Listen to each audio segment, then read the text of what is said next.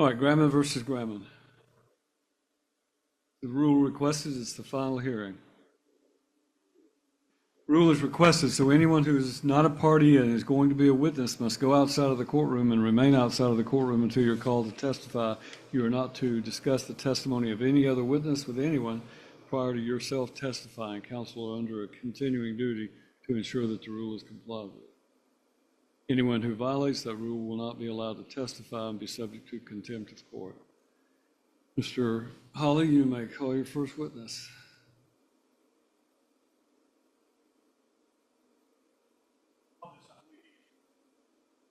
Is this not a final hearing?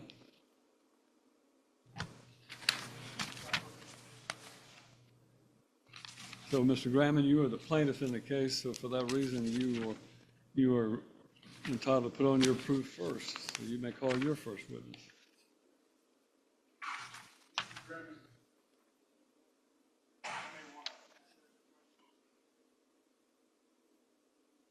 All right, ma'am, if you are a potential witness to be called by either party, you'll need to step outside.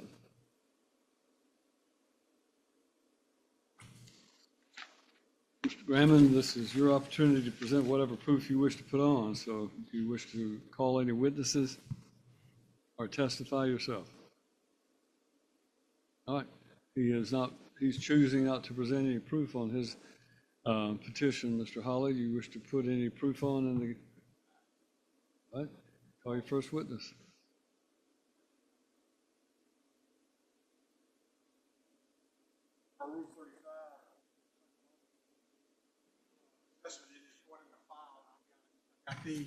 The court ordered at one of these hearings that both parties receive a psychological assessment from Dr. Janie Berryman. That's been submitted to the court. The court has relied on that somewhat for some of the other temporary hearings that we've had, I think. And I would ask that both of those be put into evidence at this time. You're talking about both the exhibit, the psychological, Rule 35 psychological examination of Mr. Graham and Mrs. Graham? Yes. All right, I will have both of those marked. They will be filed under seal as they previously have been, but I will order that they both be marked as Exhibit 1 and Exhibit 2. Exhibit 1 will be Mr. Graham's psychological report, and Mrs. Graham's will be marked as Exhibit 2.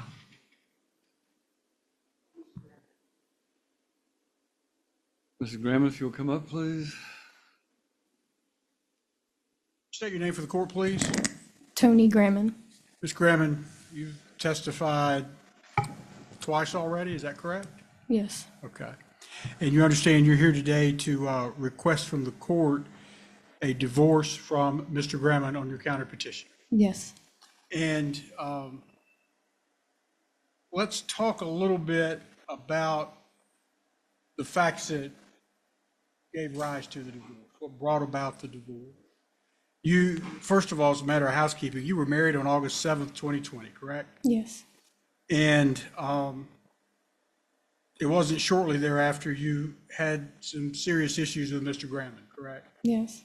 So starting even in September of 2020, tell the court a little bit about what you observed about Mr. Graham, and you guys had a cat.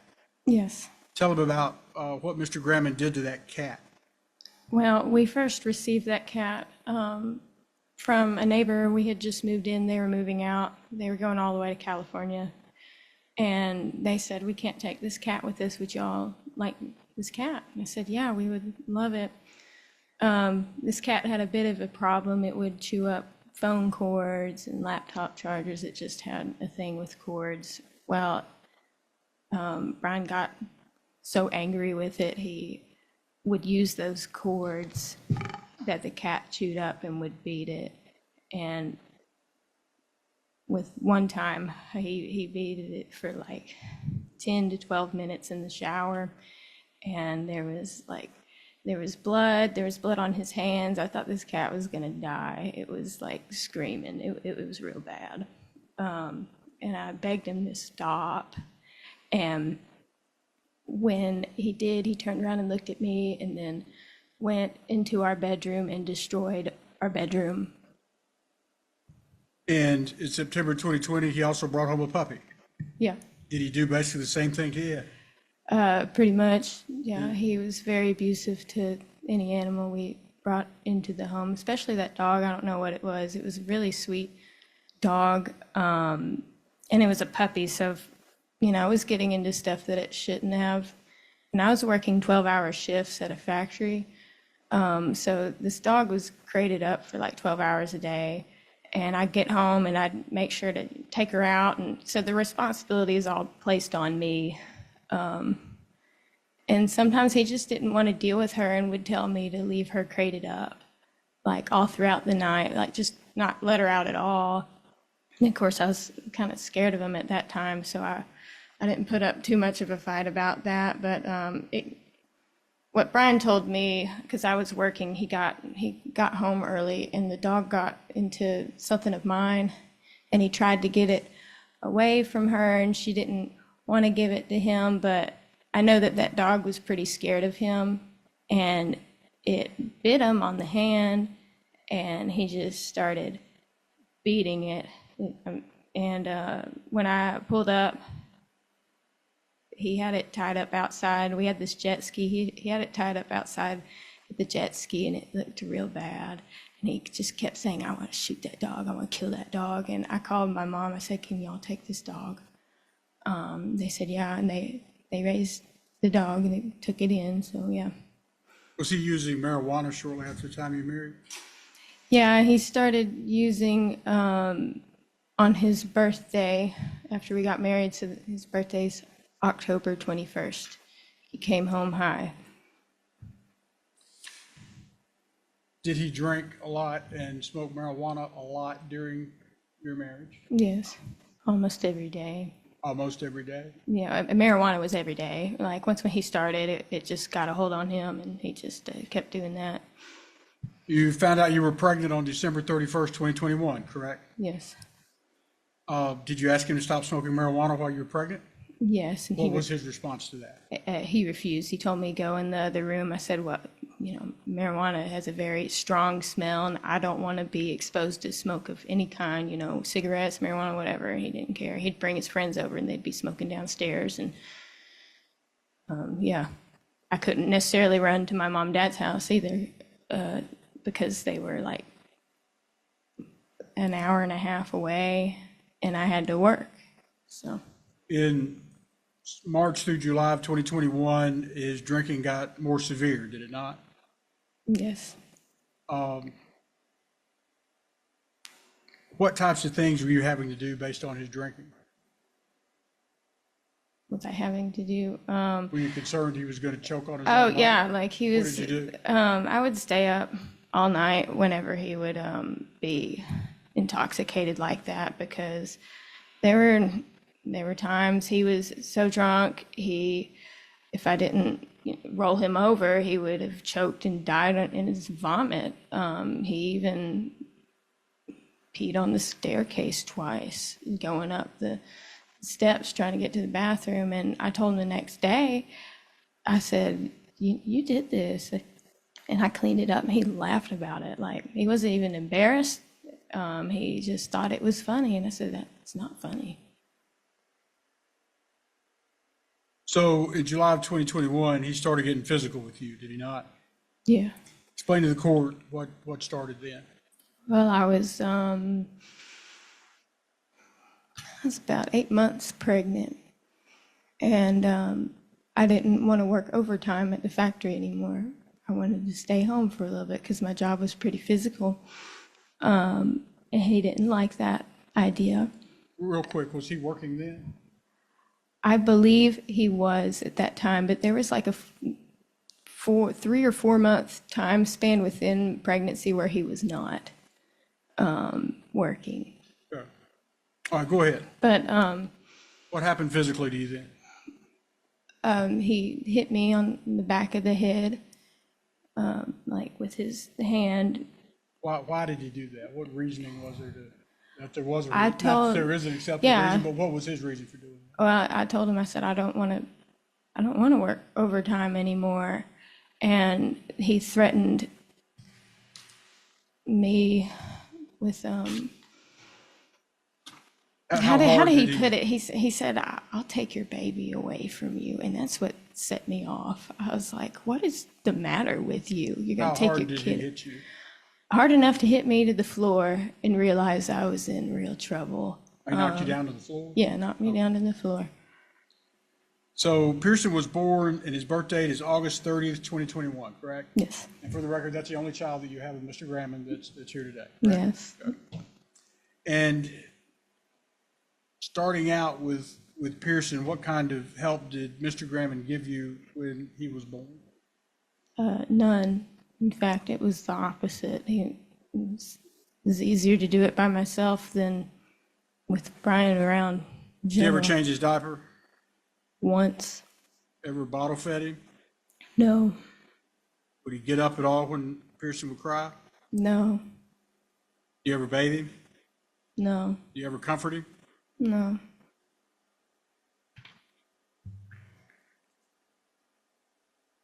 December of 2021, did Mr. Grammond threaten suicide? Yes. That wasn't the first time he threatened suicide, was it? No. This was a pretty serious threat, though, was it not? Yes. Tell the court about that. Well, there was 2 times. The first time, I don't want to get the 2 mixed up, so I'll just tell it how I remember.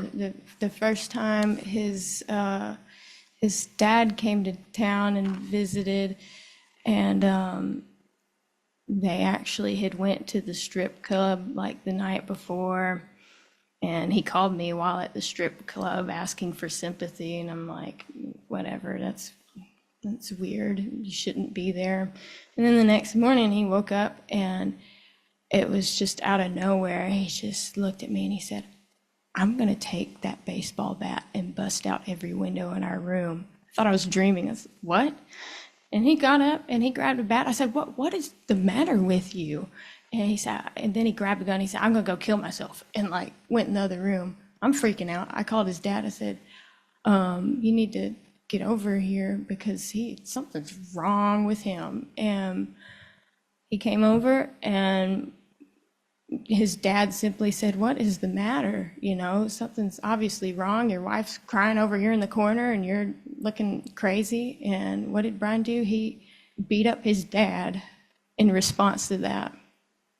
His dad got into a physical altercation there? Yeah, yes, outside of the house. Okay. And then How long did that last? just a couple minutes, and he hopped in the car and he said, we're leaving. And his dad's, I guess they were married, his wife looked at me and he said, you need to get away from him. And I didn't know what to do. I just stood there. In February 2022, he beat up another man in a parking lot. Yes. Did he tell you about that? Yes. Yes. Okay. Tell the court what he said about that. Somebody had hit his car, his truck, and he got so angry that he went over to this man and just beat him up. You ever threatened to kill your family? Yeah. Tell the court what he said. And what was it in response to? Yeah, we were living with my parents at the time, and he was arguing with me. I don't even remember what about. And I had Pearson with me, and I said, I just want to go upstairs right now and get away from you. And he said, if you go upstairs, I'll kill your dad or your family. And so I stayed downstairs with him. You felt like he meant that, or? Yeah. So in the summer of 2022, would he be drinking around Pearson? Yeah. Tell the court about what he would do when he was intoxicated with Pearson. Whenever Brian drinks, he thinks is inevitable and can do anything and is happy. And he put Pearson was only like a year old, maybe. He couldn't support his neck very well, and he would put him on his shoulders and run around with him on his shoulders. And I would beg him to stop. And there was one time he was actually mad at me, and he put Pearson on his shoulders and ran outside of the house running with him on his shoulders to scare me. Again, in that summer of 2022, did he put his hands on your throat and try to choke you? Yes. Tell the court about that. He just got angry with me, and I don't even remember what the altercation was even about. He just decided to put his hands around my throat and start squeezing. So in September of 2022, did he also try to choke you with a seatbelt? Yes. Tell the court about that and kind of what started it. Yeah, we kind of had a long day that day. We were in between looking at houses to rent, actually out here in Charlotte. And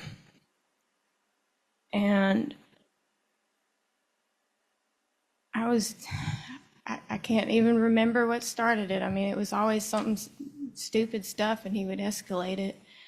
And he just looked at me and put that seatbelt. Well, he first pulled over real quick in a church parking lot, and he put that seatbelt around my neck and just slammed me to the seat.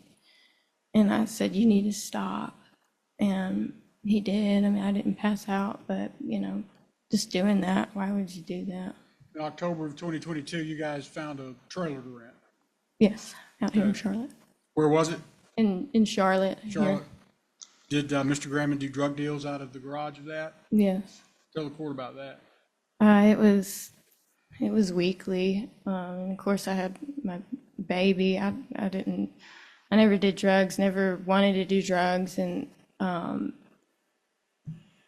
he would invite people over, and they would go and smoke weed in the garage there, and then expect me to cook meals for them and be a little Miss Trophy wife alone in the house with Pearson.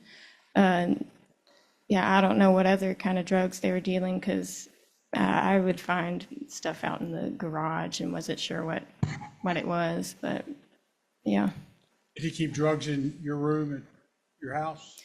Yeah, mainly like vapes and marijuana vape pens as well, within reach of Pearson. Whenever I had this nightstand specifically for him, and I put a child lock on it and said, if you have whatever in here that Pearson should not, put his hands on, put it inside of the desk, because I have a lock on it. He would still put it on top of the desk, and What would he tell you about that? he'd say, "This is your responsibility since you're a stay-at-home mom. You need to clean up after me and do all this stuff." And he would say, "Pearson shouldn't be in our room anyway." So, okay. Because every day I was cleaning up his mess. Jump on into early February 2023. Did he ever pull you by a ponytail? Yes. Tell the court about that. Well, I accidentally fell asleep with Pearson, my son, while nursing him to sleep. I don't know you say accidentally, but I mean, he didn't like for you to fall asleep with Pearson. He hated that. He would get very angry, but I'm breastfeeding. I'm exhausted. Going through mental abuse is exhausting in itself, and then taking care of a kid, it's physically, mentally draining. So yeah, I would fall asleep while nursing him. And This time in February 2023, when you fell asleep, what did he do? He realized I wasn't in the bed with him. He came stomping in there and grabbed me by my ponytail and carried me back to the room and threw me against the wall. What was he saying when he did that? Probably, you stupid B word. You need to be in here with me, quit falling asleep in here with him. It's different every time, but gist was all the same. At some point, Pearson had earlier 2023, Pearson would have a negative reaction when he saw Brian. Is that correct? Yes. Tell the court about what he would do. What Pearson would do when he saw Brian, Mr. Graham. He would just ignore him after a while, because Brian would because when Pearson was little, of course he wanted to like see and interact with his dad, but it was like every time he came into the house, he would literally step over Pearson, and Pearson be dada dada, you know, I want you dada, and he would step right back over him and go into the garage and work on cars or do whatever, and Pearson would have a big meltdown because he wanted to see his dad. And then there came a time whenever you know, that happened for a little bit, and then Brian came back one day, and Pearson heard the door open. He looked over and went right back to doing what he was doing because he was not asking for his dad anymore. In February 2023 as well, you had an experience driving home from a funeral in Cookeville. Yeah. Tell the court about that. Yeah, that was pretty miserable. So we went to a funeral of a mutual friend of ours. They had 3 kids, and one of their daughters died. She drowned in the neighbor's swimming pool. So it was horrific. And we went to their funeral. And Brian was so tore up while the actual family members were keeping it together. And I'm like, you don't need to be sobbing over here, you know, you need to keep it together. So we went out to lunch with them, and Brian started drinking at the Mexican restaurant and drank and drank and drank. And I said, you need to stop because, you know, we gotta go home. And his buddy Josh looked at me and said, make sure you drive. I said, yeah, I will. And we got out to the parking lot, and Brian said, I'm driving. I said, no, you're not. I said, you've been drinking like a fish out, you know, and he grabbed them keys. He said, you're going to do what I say and get in this car. And I did. And he was just ranting the entire time we're in the car. While we were in his lifted truck, we were going over 100 miles an hour down the interstate. And I truly thought I was going to die that day because he was just weaving in and out of traffic. It was really bad, and he was just ranting and driving like a maniac up until we got, I remember I texted a few friends of mine. I said, I just want to let y'all know I love you, because I'm going to die. And we got to this gas station, and he was filling up with gas, and there's these Hispanic people beside of us in their work truck, and he just started throwing all these racial slurs at them for no reason, and they kept it together. So I thought that was weird too, after ranting about, you know, a child losing their life, and then he starts throwing racial slurs at people. It was just really bizarre, the whole thing. Yeah. Would Brian drink and drive a lot? Yeah. There was an Quite incident often. where you were coming back from the zoo. Tell the court about that. And Brian had a gun. Tell the court about that. Yeah, we went to the zoo, and that day Brian was not drinking. Me, Brian, and our son, we went to the zoo, and then we were coming back home, and there was this person that was just kind of playing with us, you know, like driving, and which I didn't like that, but Brian normally does, but for some reason he felt a little insecure about that. And then the other driver started pushing us into the barricade. And I was like, I don't know why he is doing that. And Brian had a gun, and he said, I'll shoot him right now. I said, you better not. I said, because he may have a gun, and there's me and Pearson in the car. What if he misses you? And hits our son. And he finally just let off. But yeah, he was ready to shoot this guy.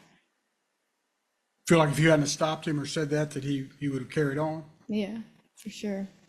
His ego was involved at that point. So he was ready to do whatever it took to save his ego. In general, what would you say to the court about Mr. Gramman and his safety measures of guns around Pearson? Does that concern you? Oh, yes, How? highly. He would just leave guns out on the table. I'd ask him to put it away. And he wouldn't. There was an incident where my best friend was over visiting me, she was the only friend that was willing to visit me because of Brian. And he came home drunk, and she stayed with us till about 11 o'clock that night. And I was bathing Pearson whenever he came in, and I pulled him out of the tub, and I gave him to Julie. I said, I've got to go get his clothes out of the other room and a diaper. I'll be right back. And just laid him down on the bed, and Brian was in there, and Brian just started like undressing in front of Julie, and Julie was like, that's weird. But as he was doing that, he put the gun that he had in like his back right beside of Pearson's head. And Julie's like, hey, do you realize what you just did? You need to move your gun. He said, he needs to learn about gun safety. And I came back in. I didn't see it there. I guess he had moved it, but yeah, that was that. Was it a common occurrence for him to leave guns around and not Yes. secure them? And Pearson's young Yeah. at this point. Yes, we had a whole gun cabinet. He bought this gun cabinet. It was really pretty and nice, and he barely even used it, actually. He'd just leave them laying around.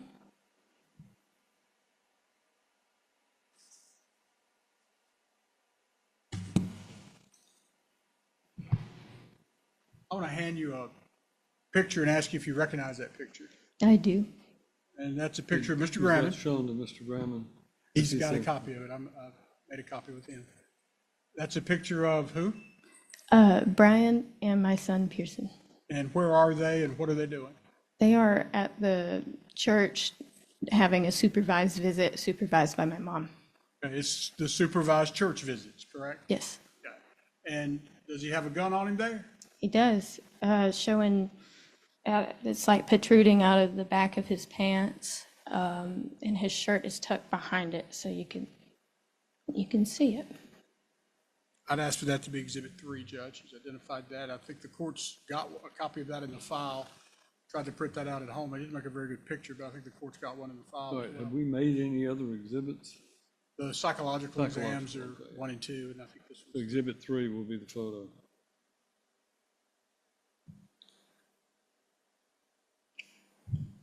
That cause you concern about him bringing a gun to church with a visitation for peers? Absolutely, yes. Based on his history of what he does with weapons, did that cause you concern? Yes, and that same visit, because my mom was telling me about it, she said it was uncanny that during that same visit, a knife fell out of his pocket and it fell open, some kind of pocket knife. And your mother's supervising this visit, correct? Yes, Do you think he did that to intimidate your mother? yeah, for sure.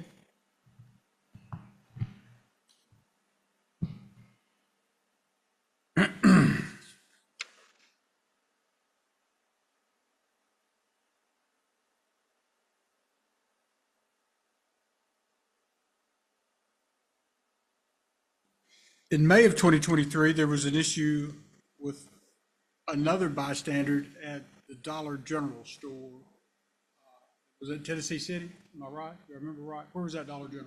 Yeah, like right here in Charlotte. Oh, in Charlotte. Okay. And he came home and he told you all about it. Yes, And you recorded that, correct? yes, And this is a recording that we played for the court in a prior situation, correct? yes. For me to consider it at a final hearing, we've got to put it into evidence. If you want to use it, that's fine, we can play it, but I'm just saying, even though it was played at a prior temporary hearing, this is the final hearing, therefore the evidence that I have to rely upon needs to be introduced into the hearing. Yes, sir. That's and that's what I was going to ask next, how we wanted to do that. I've got it ready. If I can, I'd like to play that for her then, and we'll go through it.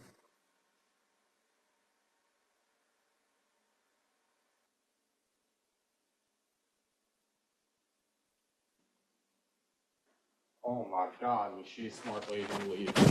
Because I was finna smash out every motherfucking window in her car and probably put my hands on her. And they'd have never known who did it in that fucking helmet. Yeah. Bitch needs to mind her own fucking business. If I want to drive like a dickhead, that's my choice. I ain't put her ass in danger, I just made her feel fucking salty. Honey, please stop. Hey! Hey, do you know how much money Daddy spent on dinner tonight at the companies? Daddy's probably gonna get a talking to this week. You know how much golf and dinner was for 12 people? After tip, came out to $11,000 even. That's how much money I spent this afternoon. None of mine. I didn't spend $1 of my money. But I spent $11,000 investors' money today. But guess what? Guess who's getting a motherfucking raise? You not gonna give me a high five? Oh, I thought you were done for your side. No, I'm getting. Oh, you want a high five? Daddy's getting a raise. Yeah, buddy. When this school's over, we looking at probably 10 to 15 grand more a year. Which, I mean, that comes out to like $1,200 a month. That's a big deal. It's like $300 a week bonus raise.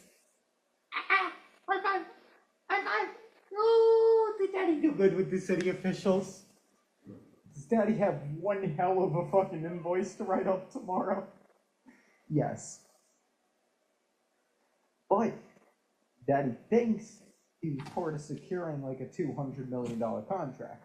So if that's how it plays out, Daddy's gonna move up the ladder really quick. Daddy really had no place where Daddy was today.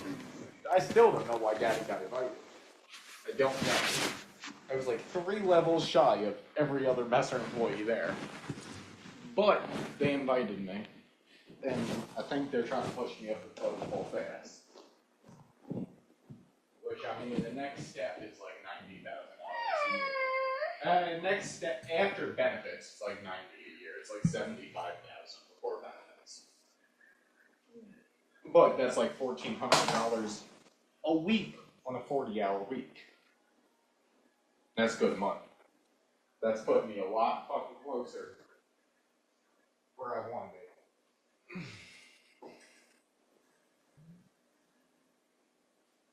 Bye-bye! It was a trick. It was all about tickles. Are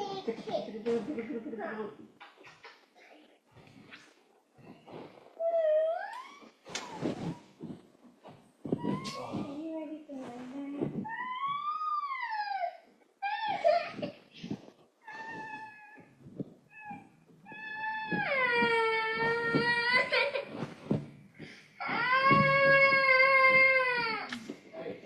Police come knocking. Nobody's driven the car. The car hasn't moved in days. Yada, yada, yada. You don't know what the fuck they're talking about. It's not about what they think they know. It's about what can be proved. And they can't prove shit. They might be able to prove the car was at Dollar General. They could prove the car was at Dollar General based on her pictures. But they can't prove I passed her like an asshole. They can't prove I was the driver. They can't prove nothing else. You don't know nothing, don't say nothing if the police come knocking. We don't know shit, nothing. You can literally, if they come knocking on the door, tell them my husband said tell you something different. Talk to him. You can literally tell them that if they come knocking. Because it's not what they know, it's what they can prove. And they can't prove shit but the car was at Dollar General. That's all they can prove. Because there ain't no cameras outside Dollar General. Can't prove who drove that car. It could have been my fucking buddy, it could have been a fucking coworker, it could have been anybody I went that fucking car with. They don't, it's not about what they think they know, it's about what they can prove. And they ain't able to prove shit with the car said. So, if the cops come knocking, just send them my way tomorrow. Because I would not be surprised, honestly, if they either came knocking here, or is the car registered? Your car test here? Right here. Then they're gonna come knocking here. But they're gonna come knocking. Because I pissed that lady off. Like when I tell you I smoked them fucking tires from the parking spot around the bitch, all the way out the entrance. So like why did she get mad at you? Because I passed her at like probably 120, 130 miles an hour and But you 50. can't just do that to people, Brian. I can do whatever the fuck I want to do. It's America. America has laws. Well, I choose to follow which ones I want to follow. What It's law a were you fact. following? The one I wanted to. That freedom. Okay. And I chose to be free and drive fast. And Whether I was wrong or not, it's not about what they think they know, it's about what they can prove, and they can't prove shit. They can't. Even if she had a dash camera, and she caught me going around trying to mock fucking Jesus, they can't prove nothing. Because guess what? Even if it kept track of her speed, it's not a calibrated speed thing in the state of Tennessee. I know the laws, Tony. I ain't getting fucked. They might come try to fuck me, but I will stick my dick so far down their throat they won't know what to do with it. Where's the keys to the Focus? I came in a rush because I didn't know if the police was headed this way. I'll look in here and see if I can find it.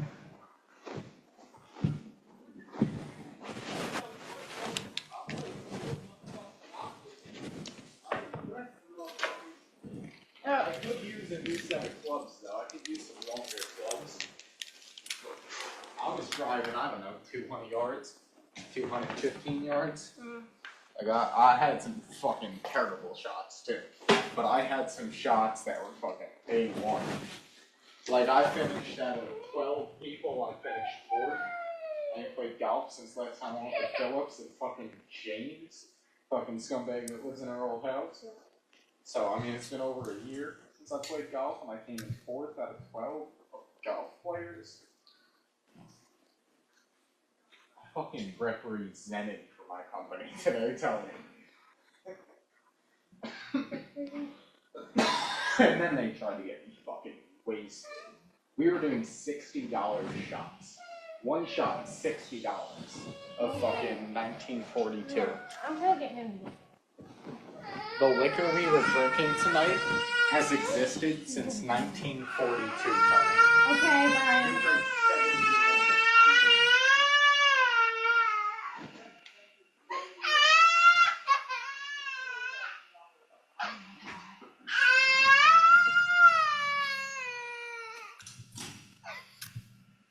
So, all right, that's a recording, correct? That's it. And he was intoxicated. Very.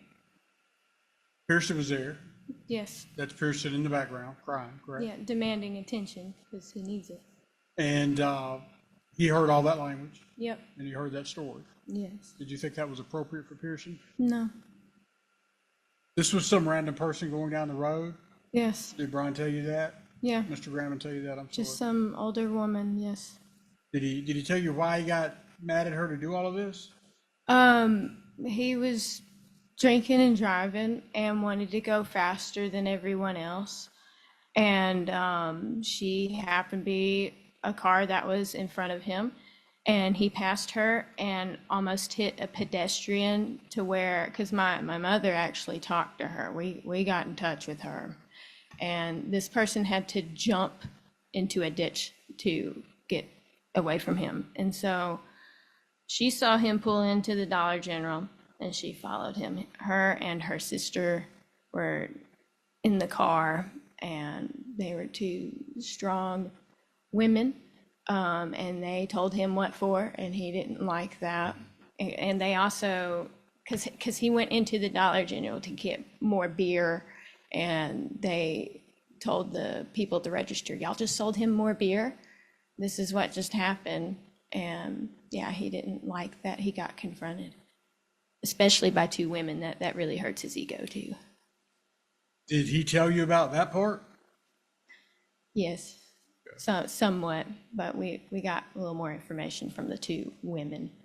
Didn't know he almost hit a pedestrian until we talked to the lady.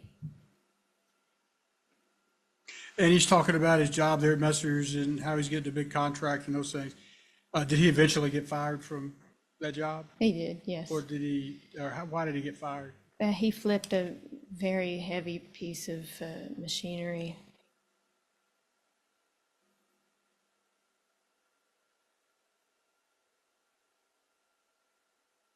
I think that was after our separation. So let's get into 2024.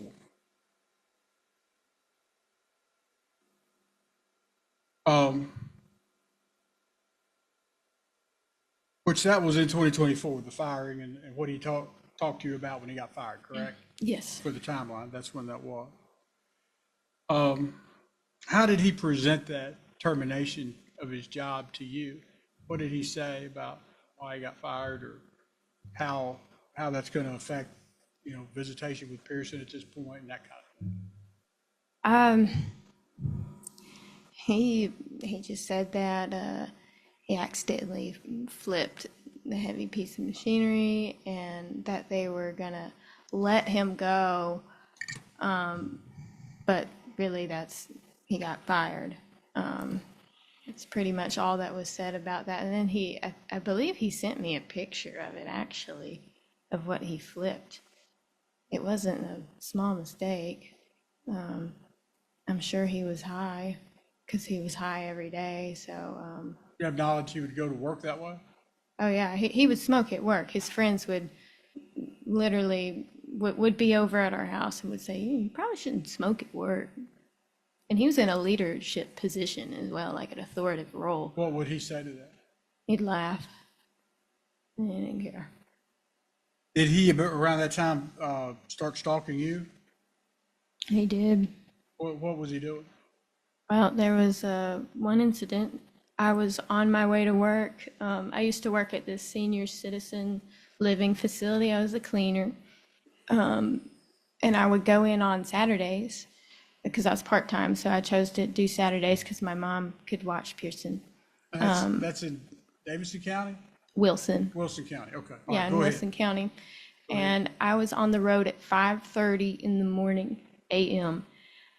And I saw him pass me on the interstate. I was like, oh, gosh, I know he goes to work early in the morning, but also kind of uncanny that I would see him. And I go off to enter onto my exit, which is the Mount Juliet exit, and he follows. And something in my heart said, if he's going to follow you, don't go to your job. Let him follow you to the police station. And I did that. He stopped following me whenever he put two and two together, because he knew where I was working. But why he would follow me after he knew where I was working, it wasn't even curiosity of where I was working. He knew where I was working. Why was he following me?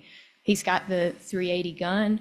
I'm thinking he's just trying to line up to shoot me, is what I was thinking. And so I hightailed it to the police station, and he stopped following me, and I filed a police report. In late 2024, there was some concern about sexual misconduct with Pearson, correct? Yes. And you took Pearson to a counselor or psychologist? Yes. Which one? I guess she's a counselor. I can't remember. Like, she deals with children every day and speaks with them about issues, and she seems pretty on it with some stuff. Do you remember who that was? I can't remember her name off the top of my head. So did Pearson talk to her about situations? He did. And what did she do? She filed a report to DCS because she felt like it must have happened because the way Pearson just flat out said it. So did DCS contact you? They did. Okay, tell the court about that. Well, DCS actually came to our house and talked to me and my mother, and then one of the DCS workers, well, it was actually one DCS worker and one police officer, and he was from Putnam County. He was a little abrasive, and we don't know how to handle a situation like this. Like, who prepares for their child being molested, honestly? And so we just tell them what we knew. And so the DCS worker went and asked Pearson, but she didn't ask him a direct question. She just asked him kind of an indirect question and just left it as that is what she told me. And Pearson will, like, at that age, he was young. He was a great talker. He's like, he could talk at a very young age. He's very bright. And if he was asked a direct question, he'd tell you, because he told. What few was the people. outcome of that with DCS? What did they wind up determining? They just blew it off. They didn't even send me a report after I requested for a report over it, because naturally I would want to see the report, and they never sent it to me.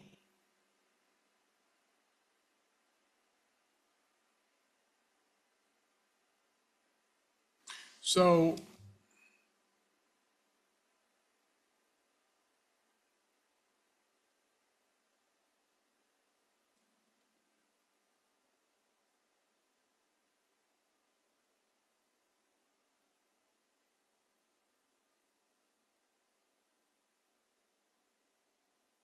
there was an issue during your marriage that you went to Walmart and came home, and you had not bought some of the things, or one of the things that, I think it was a tackle box was one of the things Yeah, it maybe was that he just wanted a tackle box. Mr. Grambling was requesting.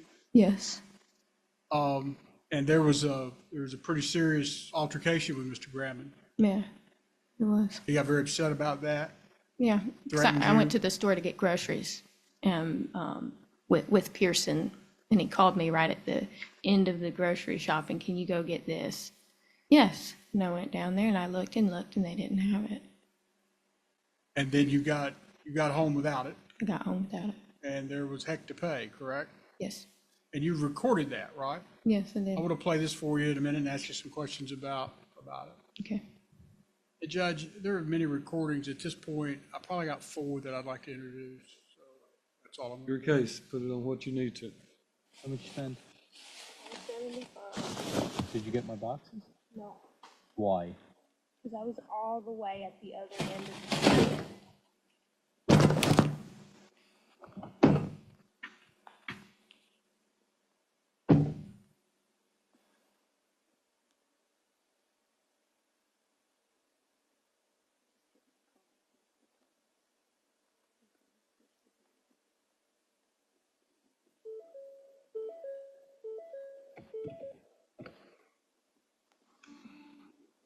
You didn't walk back to get my shit. Are you fucking kidding me?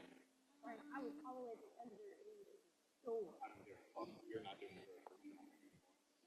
At all.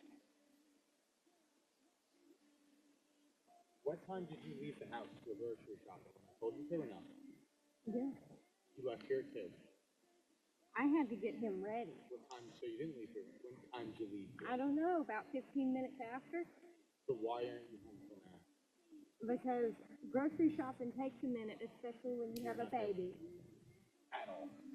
Don't ask to go. Did you get milk? Yeah. You're carrying it all. Yeah, I know. I got a fucking disaster over here. I need to go box put shit away.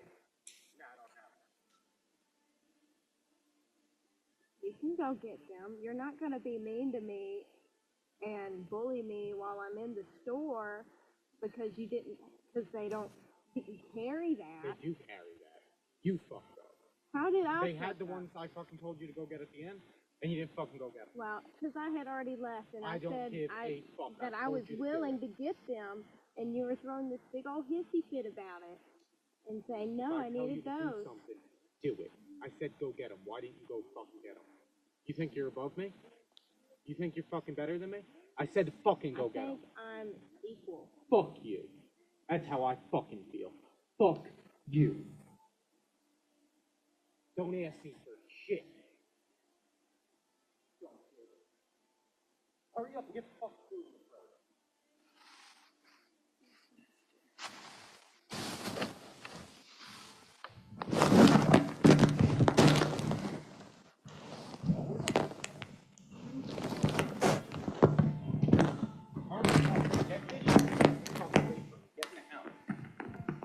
I'm pissed at you. Get the fuck away from me. Hurry the fuck up. Put some fucking pep in your step. I want you to fuck away from me. Stupid fucking bitch. Stupid bitch. Can't believe you'd rather deal with this than have walked across fucking Walmart.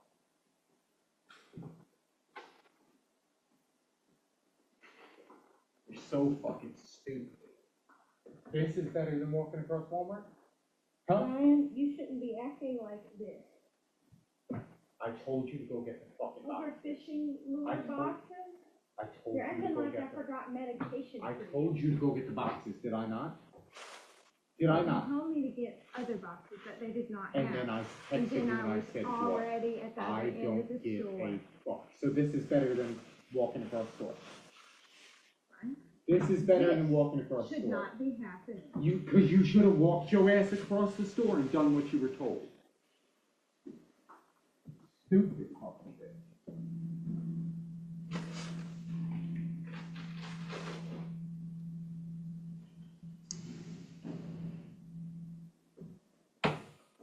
Don't you ask me for a goddamn thing. You understand me?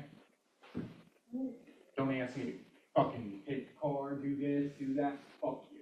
I don't ask you to do anything. Now that I gotta take time out of my motherfucking day tomorrow to go to a Walmart and deal with that, when you are already at Walmart, don't ask for shit. Don't ask. You can sit fucking here all weekend.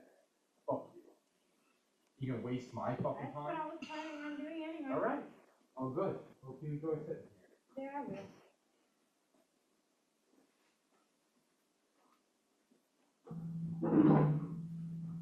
You wanna go out or not? You can go. Come on. You want in or out? Fuck, staying in.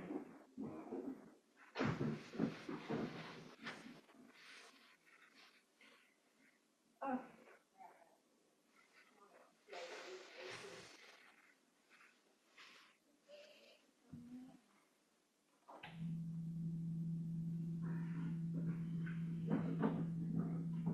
Better hurry up, put the shit away and get him away. Because he's not gonna be up all fucking night. So you better wake him the fuck up. You better clean this the fuck out. I told you to do this fucking weeks ago. Right, you're probably just got through. So throw it the fuck away, I don't care. Take care of what you're supposed to fucking take care of. Do what you fucking asked from now on. I'm fucking done. If I tell you to fucking jump, you ask how fucking high.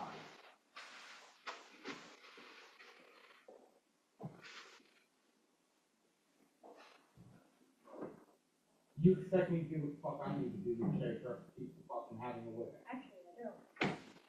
What the fuck does that mean, you dumb bitch? What the fuck does that mean? Huh?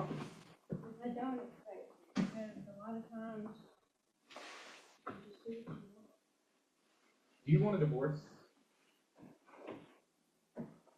Yeah? You want a divorce? I'm trying so hard, I don't. Then you wouldn't disrespect me fucking constantly. You disrespect I was at me. work all motherfucking day dealing with So fucking am I. buffoons, and I told you to take care of something for me, and you fucking blatantly disregard what I I say to should do. be asking you, do you want to do? I'm getting Look how damn used fucked. to it. I can't fucking stand you.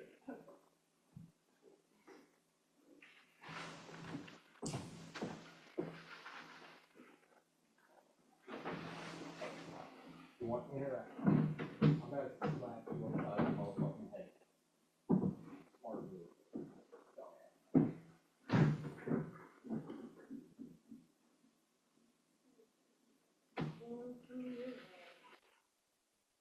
So, all right, and that's the tape. So when he says, this is better, is this better, this is better, is this better than walking across the store, something to that effect? I mean, is he talking about the wrath he's giving you? You think that's better than actually if you'd have just walked across the store and did what he told you to do? Is that what he's trying to tell you? Yeah. And I did walk across the store. I looked for it. I spent like 20 minutes looking for this thing because I knew what was going to happen when I got home. Says put some pep in your step. He called you stupid, correct? Yeah. When I say jump, you say how high. He told you that, correct? Yeah. All this while Pearson is asleep in the car, making me carry in all the groceries by myself. Did he And carry in any of the groceries? no. He just followed me, called me a dumb B word and, everything else. Just was following me. At this point, had he been drinking? Was he intoxicated then? Nope. So he did this sober. Yeah. He does this sober. Well, first of all, do you think that's appropriate to be done even around Pearson? No, it shouldn't be done around any living being, period. Oh, we've got this here. I'm going to play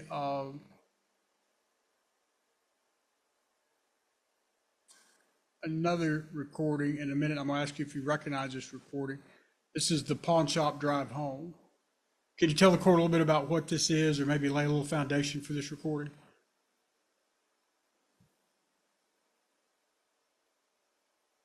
God, there's just so much. It's hard to remember. All right, I'm going to play this and ask you if you recognize it. Yeah. The past you and then past me.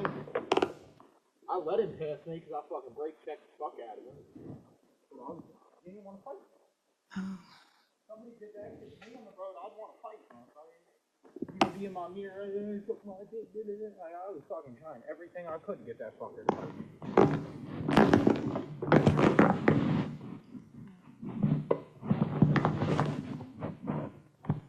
All right, do you recognize that recording? Yeah, I remember it now. Tell the court about that. Yeah, so he wanted to go to the pawn shop and, Pawn shop here in Charlotte or where? yeah, Okay. right down the road. All right, go ahead. And he went and I stayed home, but then it started raining. It was actually hailing and he rode the motorcycle out there and he asked me to go out there and pick him up. Well, by the time I got Go out where? to the pawn shop, and yeah, pick him up. and Okay. pick him up Okay. because he was on his motorcycle. All right, go ahead.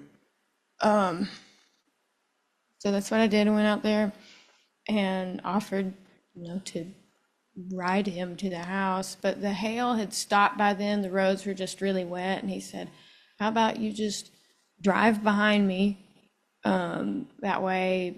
Because I'm going to drive kind of slow because he didn't want to hydroplane, which I get it. So I said, okay, I'll just drive behind you, make sure nobody tries to, pass him quick or whatever, just kind of give him a little more protection. I said, I can do that. So I'm behind him, following him, and somebody probably just couldn't see around me, I guess, and passed me and also passed Brian.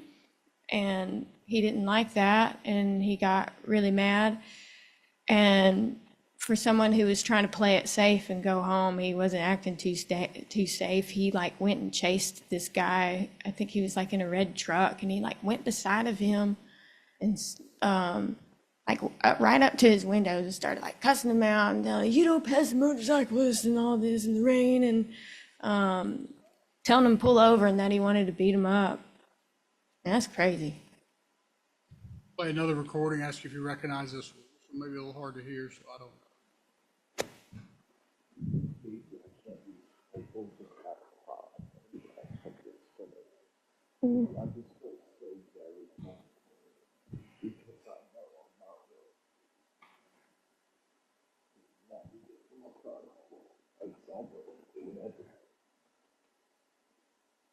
So this was entitled "Willing to Do Anything to Win a Fight." Can you tell the court about what that recording is? Yeah, he was just going on a ramble about saying he's the kind of person to bring a gun to a knife fight and that he's willing to do anything to win a fight, whether that be a physical altercation or something like we're doing today. So, well, entitled right, I'm sorry. Judge, she's identified these. I would ask that, I guess we're talking about Exhibit 4, the Dollar General tape. Exhibit 5, the Walmart tape. You're gonna file just a thumb drive of that or whatever? I've got it here to give And to you let's just today. make in one exhibit for all of those recordings. Look at Exhibit 4 collective, the Dollar General, the pawn Correct. shop, the Walmart, and then this willing to do anything to want to fight. Thing on that thumb drive. Thank you.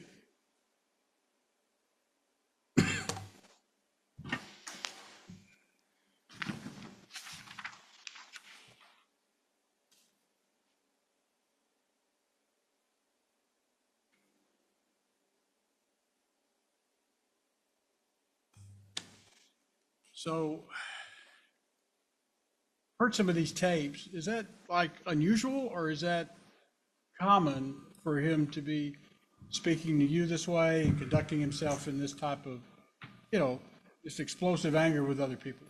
That is common. He's a very hostile, mean-spirited individual.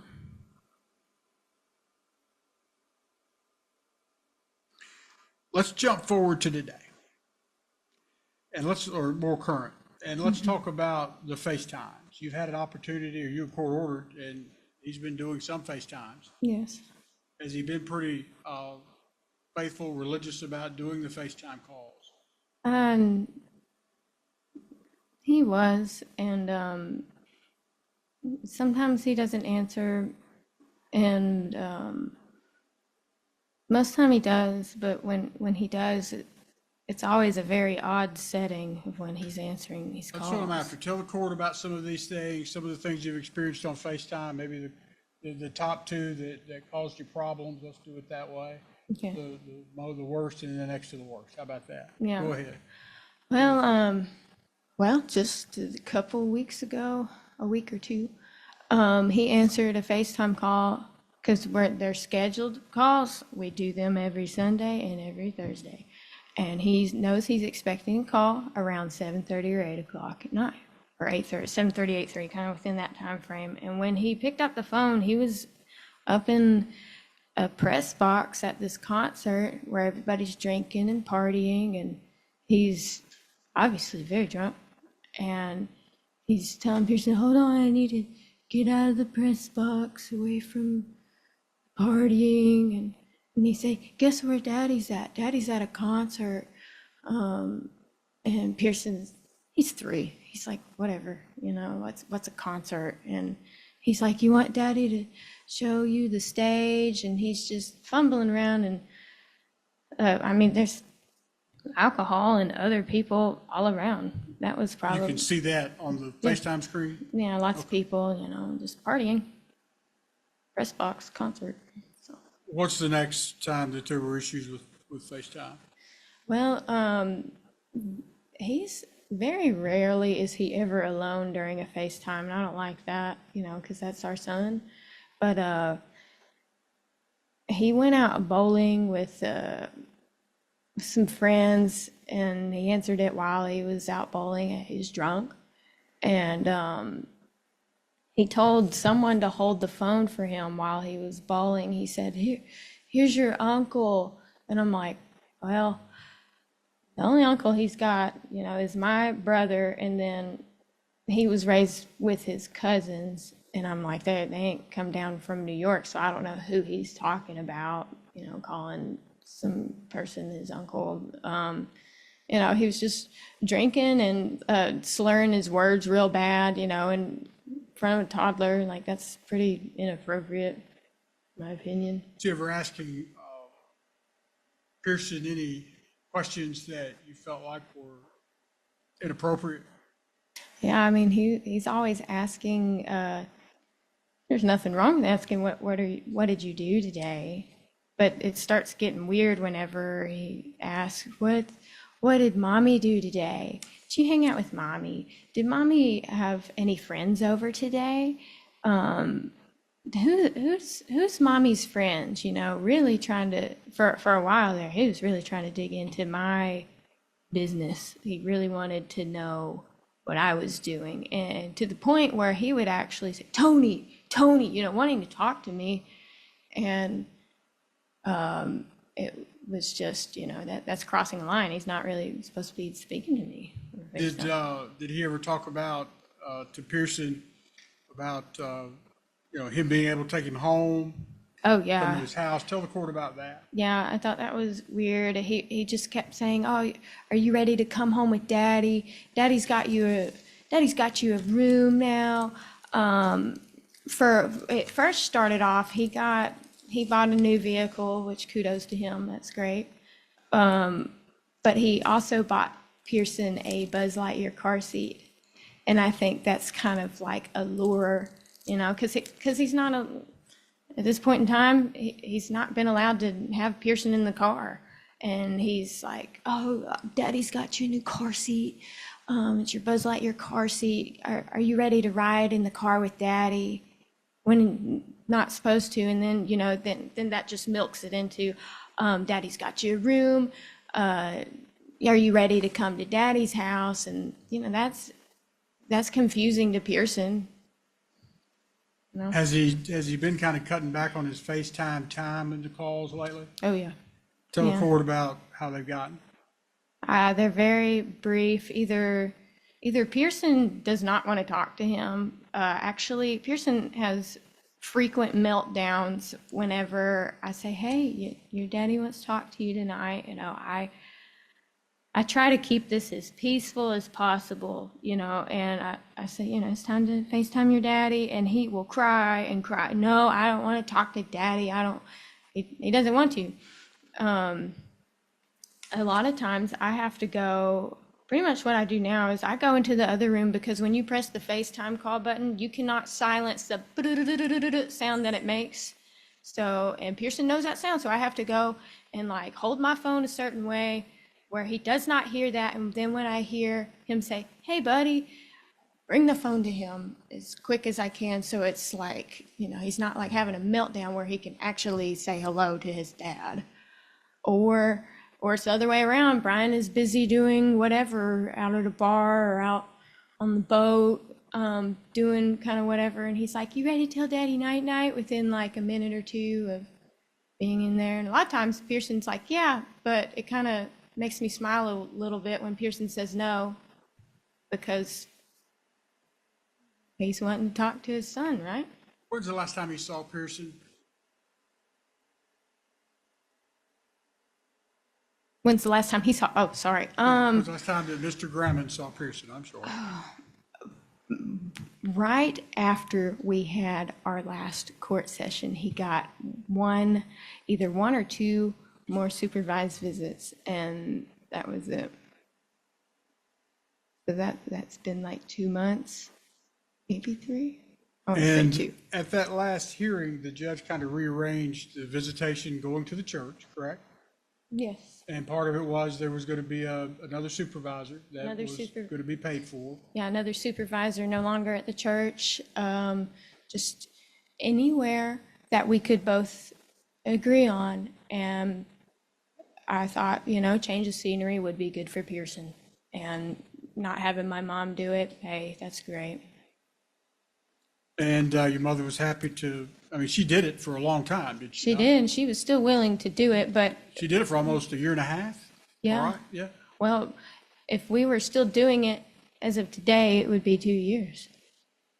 And you were requesting in the visitation anywhere other than his home, correct? Yes. And he was very adamant about He going only, to his home. yes, he only wanted it at his house when there's a million other places to take him, with like parks. And he actually said that he would not go anywhere other than his own home, and that's just how it is. Yes. In fact, he went as far as to overstep, and he screenshotted an email that he sent to you saying that he got in touch with the new supervisor and said that he scheduled a supervised visit at his house. And I thought that was really abrasive and weird, because I heard nothing from you. I heard nothing from his guardian ad litem, and nothing from the new supervisor. I've never even talked to her, so I wasn't going to take his word for it, and just a screenshot. So A little paragraph down at the bottom. I want to ask you if you recognize this as a paragraph that Mr. Graham had written and coming from Mr. Graham. okay, yeah, let me read it real quick. And it's from Brian, right?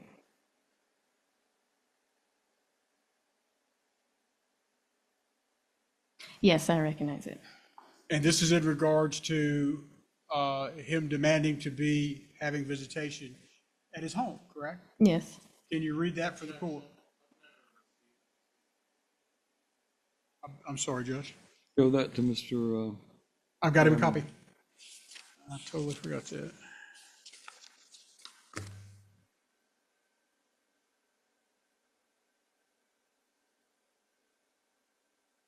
Can you read that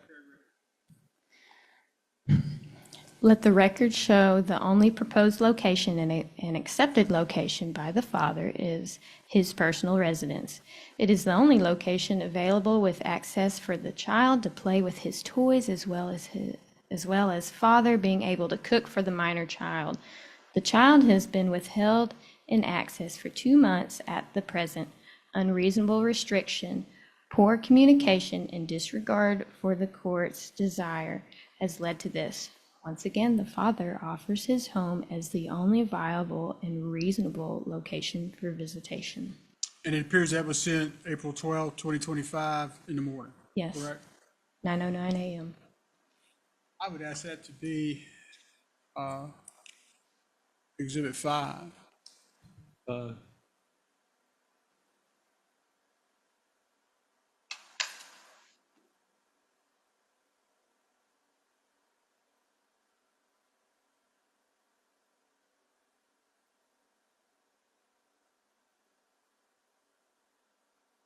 And you were against, again, him going to his own home.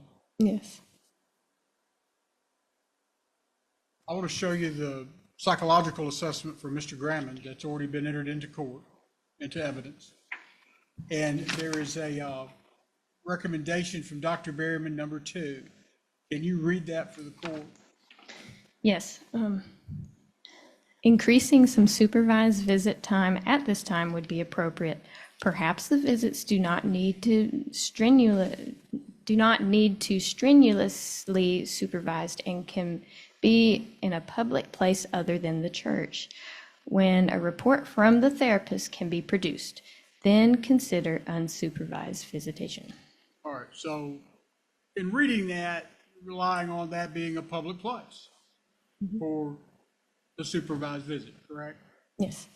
And his home is not a public place, correct? No, it's a personal And residence. today, have you looked at possibly some places around your area and maybe Mr. Grammond's area? I mean, you live where? I live in Alexandria. No. Alexandria. And Mr. Grammond lives, to your best of your knowledge, where? Lebanon, I don't know if it's considered Lebanon or Hermitage. It's right on the lake. And he's got a camper there, correct? Yes. You've seen pictures of that. He's introduced pictures of the camper, correct? Not of his new one, no. Sorry? Not of his new one. I know He he has a got new it. camper. Yeah. Okay. And from where y'all live, have you had an opportunity to look for maybe some places to do the visitation? Oh yeah, there's great places around us to do it that way. What's the top 2, maybe 3 good places to do visitation in a public arena like this that you found? I think the best place would be Don Fox Park in Lebanon. It's a big park. It has like 3 playgrounds and a big track. It's like a quarter-mile long track where he could ride his bike. They parked the Kona ice truck there, and there is even a pool, a free pool to go and swim at. It's a shallow pool. Yeah, they upkeep it very well there and lots of space. Okay. Let's say it's raining, the weather's bad, that type of thing. Do you have an indoor arena that you might be able to go to? Yeah, I mean, Pearson loves the McDonald's. You can never go wrong with taking him to the McDonald's play place. That is his world. He So does there's a like- McDonald's play, I didn't understand that. What was that place? The McDonald's Playhouse. He likes going there. I'm sure there are lots of other different indoor facilities. That's just the first one that came off the top of my head because he does like going there. would these be 2 places that you would ask the court maybe to consider in a supervised arena that Pearson could go to with the supervisor? With the supervisor. And then, quite there was a supervisor that was prepared to do the visitation, correct? Yes. And was it Mr. Grammond wasn't going to that because he couldn't go to his own home? Yes, that's correct. If he would have went to, or we would have discussed the park or the playground, I mean, he could have had visitation, correct? Yes. And again, when was the last time you saw Pearson? Yeah, it's been a little over 2 months, right before our last hearing, or right after our last hearing. All right. When was the last time he gave you a child support? March 20th. March the 20th. What was he supposed to be paying you? It's $293 every other week. Have you calculated how much he owes you in back child support at this point? No, I haven't added it all up, but it would be fairly easy to calculate that if I had a calendar in front of me, of course.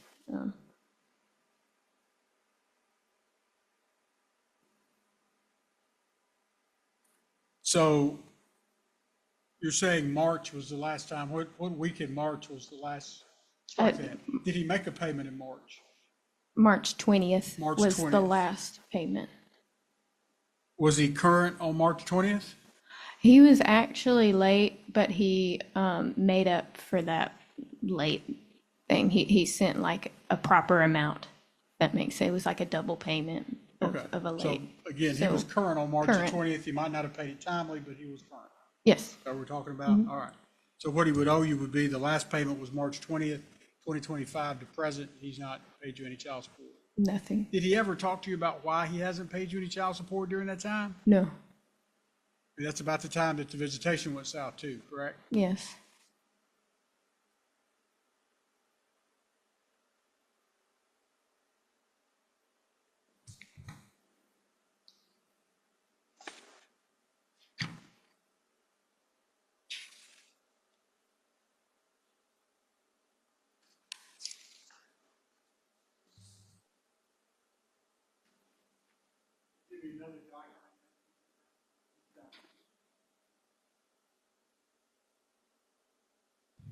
Yes, I do. What are those documents? They're for marriage property, like our vehicles, our assets, pretty much, all of our So shared debt. standard, it's your assets and liability statement, is it not, Yes, from the marriage? yes, So there is no real property to divide in your marriage, correct? correct. So with the personal property, we're talking about the vehicles and some guns, correct? Yes. So how many vehicles are we talking about that you have listed? I think it's 4. I'm gonna double check. Pretty sure it's 4. 4 vehicles and a Yes. camper. Mr. Graham had been given a copy of that. I showed it to him earlier and he's had a Do chance you to have a look. copy that I can follow along with you? Judge, I do not. That's the only one that I've gotten. I can pass it along to you. I think she can pretty Obviously, well do just- it. What I think it would be better is for Mr. Graham to have a copy and for me to have a copy to go follow along with you. When you're talking about personal property and a list of this and asking what's going to be awarded to each one, if I don't have it in front of me, it's going to be very difficult for me to follow along. So This is 4 or let's 5 just take a minute cars, to let her. 4 cars. 4 cars, 2 guns, and about 4 credit cards is all we're talking about in the marriage. So 4 cars Fairly and 2 simple. guns. fairly simple that she's asking for an equitable division on. Yes, sir. Everybody else, I think. Too late, I've already asked for copies.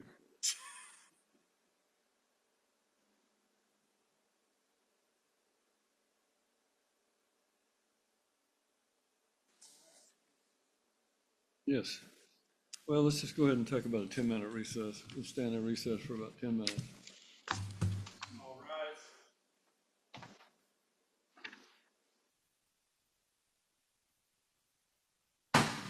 All rise. Court's back in session. Maybe. All right, we have copies now for the asset and liabilities, so let's have you, I would remind you that you are still under oath, Ms. Crammon. So there's no real property, we've got no special assets. Mr. Graham, I strike that. So on your debt, you've listed your marital debt. Let's talk about that real quick. Okay.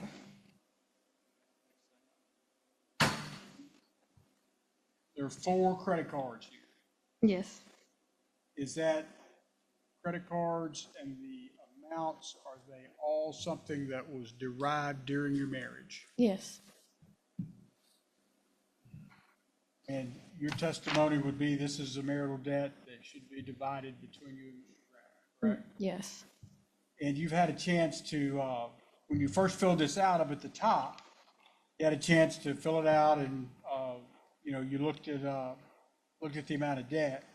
And then we're talking about in today's dollars, what that debt is today is down at the bottom, correct? Yes. You kind of revised that to give more accurate figures for the debt, correct? Yes.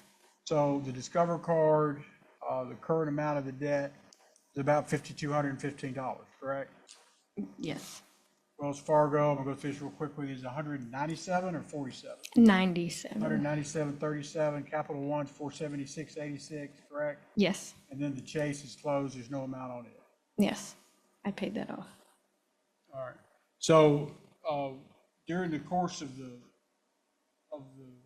separation, you're saying you made payments and paid that debt off. Yes, I did. What's an estimate of how much you paid to pay that debt off for both of them? It's hard to say. Over $500 altogether, for sure, because I was just doing minimum payments, and I finally was like, well, I got to get one out of the way. So I just went on, and when I was able Excuse me to. for interrupting.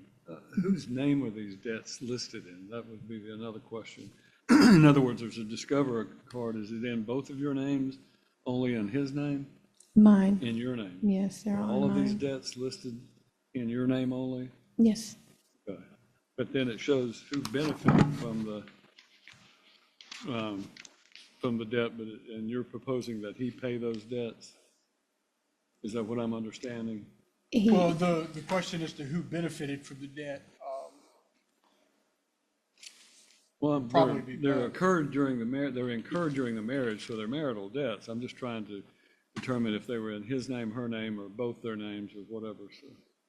All right, I apologize for the interruption, go ahead. and you testified they were in your name. Why did you get the Discover card?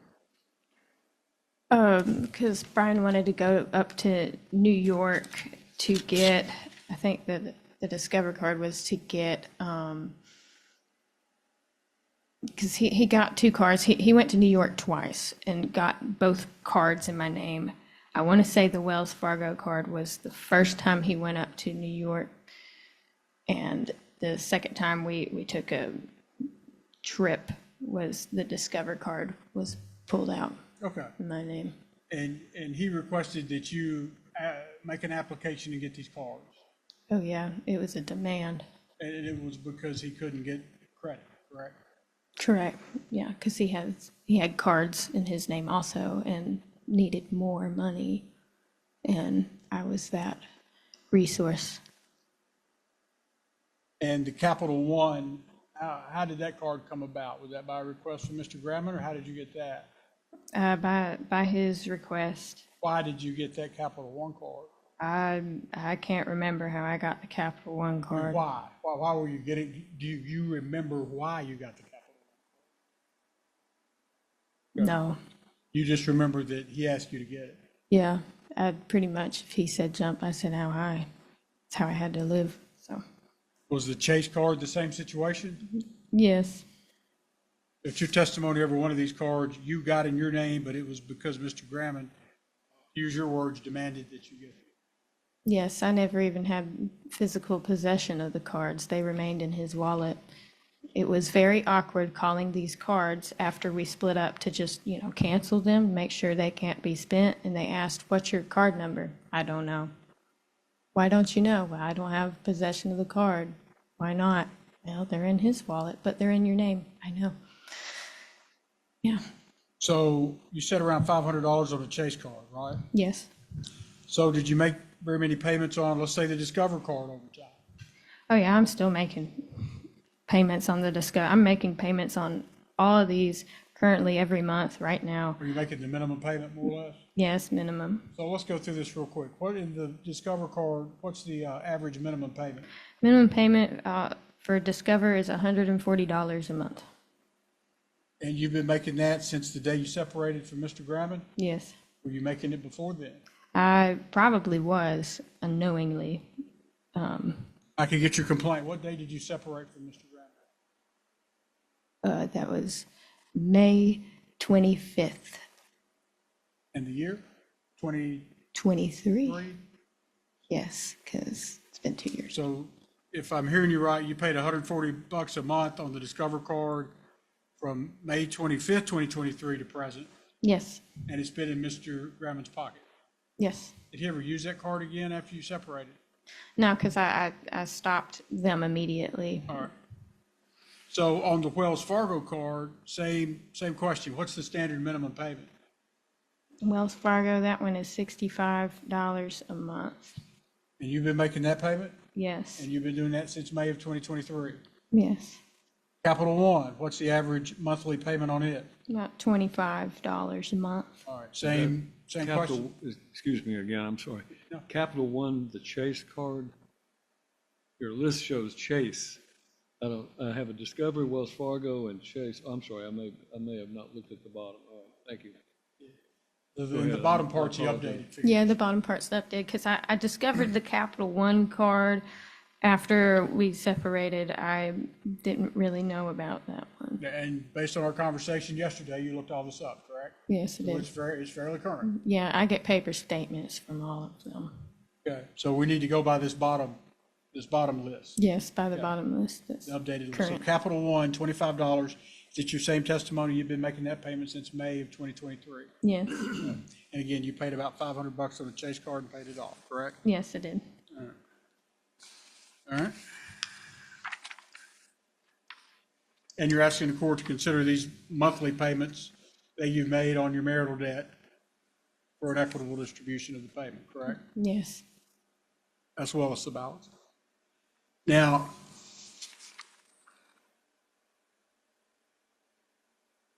vehicles, if you can turn the page to vehicles. Okay.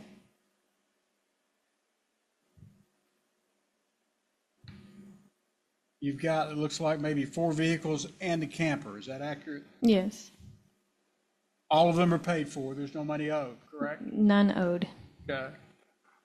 And you have this Ford Focus, correct? Yes, in my position. Yes. Okay. And what would you say the value of your Ford Focus is? Probably, I could safely say 4,500. Same question for the Chevy Avalanche. Chevy Avalanche, closer to $8,600. So I'm sorry, the Ford Focus you thought was worth $4,600, 45. 45. 4,500? And then you think the Chevy Avalanche is what? 8,600. And Mr. Graham has the Avalanche. Yes.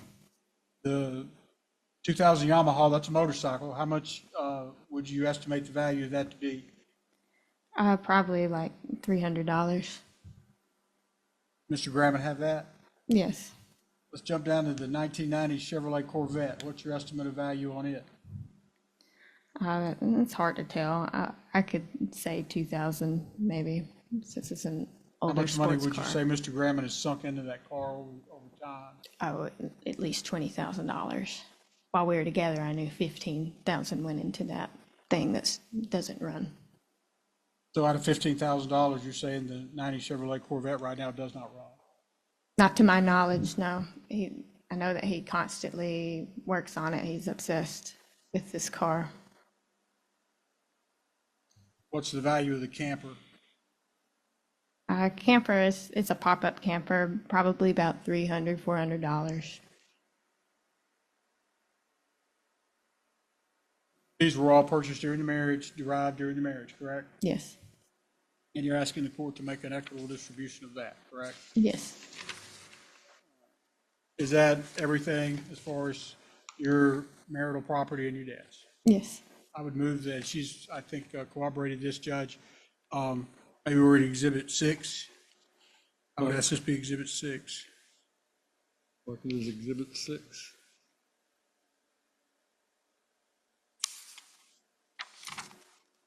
Quick.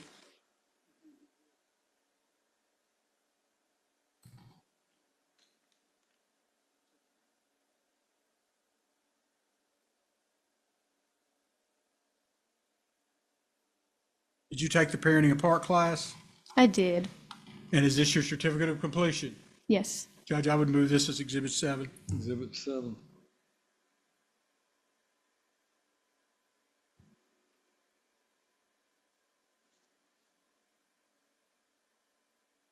Where do you work? I am self-employed. I am a cleaner, and I also work for on the side with a cleaning business as well. It's part-time. So the name of the cleaning business that you work for part-time, what is that name? Simply Spruced.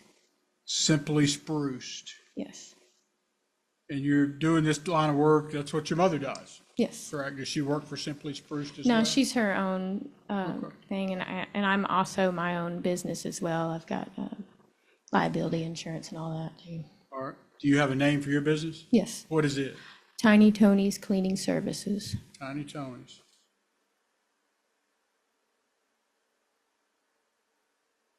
So let's look at Simply Spruced. What's your average monthly income for them? About $600. You get a paycheck from them? I do. Is that your gross, $600? From them, yes. Okay. And then Tiny Tony's Cleaning Services, how long have you been doing that?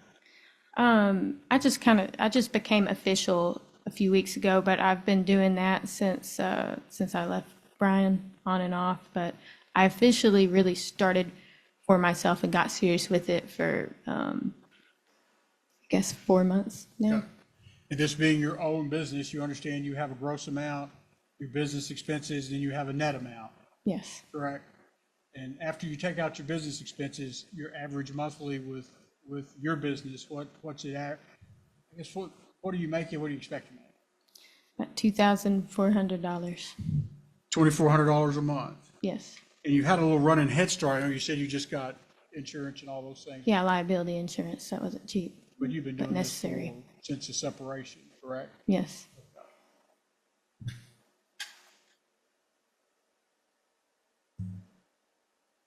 Who's carrying the insurance for Pearson? Brian for health insurance. All right. Brian is. And who's paying for daycare for Pearson while he's with you? Well, that's what the child support was fully going to, but since he's not paying it now I am. And how much is that? $190 a week. Where does he go to daycare at? In Lebanon. What's the name? Do you know? Little Lambs Daycare. Okay. You're asking the court today for a divorce. Yes. You're asking for the judge to award you a divorce, correct? Yes. Did you have attorney's fees throughout this process? Oh, yes. And you still have attorney's fees for today and things of that nature? You don't have any idea how much that is, correct? Correct. Are you asking Mr. Gramman, based on the marital fault and all the things that, we've heard, the fact that he's not put on any proof today on his own, you asking him to pay your attorney's fees? Yes. Are you asking him to pay the court costs? Yes.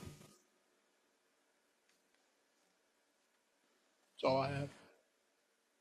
Mr. Gramman, you're representing yourself. As you've been through this before, you have the opportunity to cross-examine the witness. Do you want to ask questions? I would remind you that your questions must be in question form rather than statement form, so.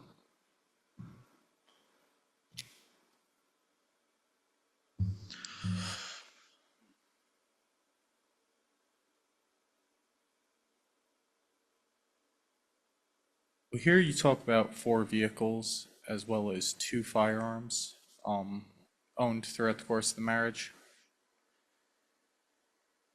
The 2 main vehicles in question being a Ford Focus retained by you and a Chevy Avalanche retained by me. Do you recall the initial purchase price of those vehicles? Yes, I think so. And what were those prices? Your truck was, let me think here a second. Because you got your truck first. So that was, I'm gonna say yours was like $6,800 whenever you got the truck, is what I remember. And then my car was about 5,000 from what I remember. So it's your testimony here today, it was about $6,800 and $5,000. Yes. During the course of our marriage, out of those vehicles, which, did one of them sustain a major accident? Of those vehicles? Out of those two vehicles? No. The orange truck never suffered significant damage in the parking lot of a Target? Oh, that man bent your fender. Yeah. That you beat up. Just the fender? Or was it the entire front assembly of the vehicle? I just remember the fender. Both of these vehicles have had some major issues with them since their purchase. Is that correct? I wouldn't say major. I thought they held up pretty good. Have both vehicles received a secondary engine from the original engines placed in them when we purchased them? Yours did. I think mine did. So they're good engines that are in them now, yes. And how many miles would you say are on that Ford Focus? I guess over 200,000. Over 200,000? I would, yeah, right at it. Okay. Do you know how many miles are on the Avalanche? No, Do you remember how many were on it when it was purchased? no.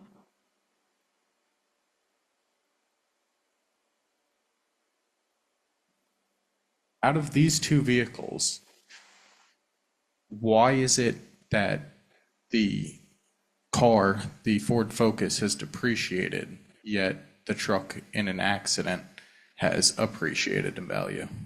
Well, you put a lift kit on your truck and you put a turbo engine in yours.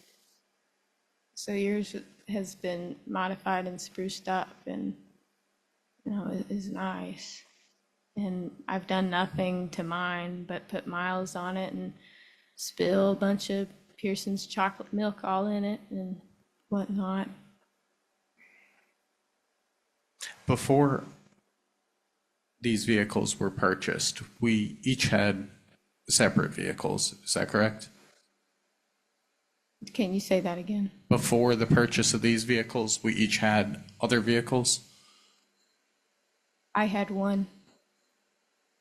And what did I drive at that point in time prior to the truck purchase?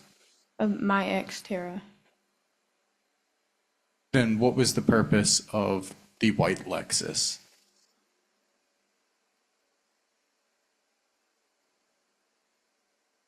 I don't know. I forgot about the Lexus because you didn't have it for very long and it didn't really run that good. And you sold it to a friend, or actually, I think you gave it to, excuse me, a friend of yours. But that would have White been car. the vehicle I drove prior to the acquisition of my truck. You barely drove it. You mainly drove the Xterra. You drop me off at work in it, and then you go to work. In your testimony earlier,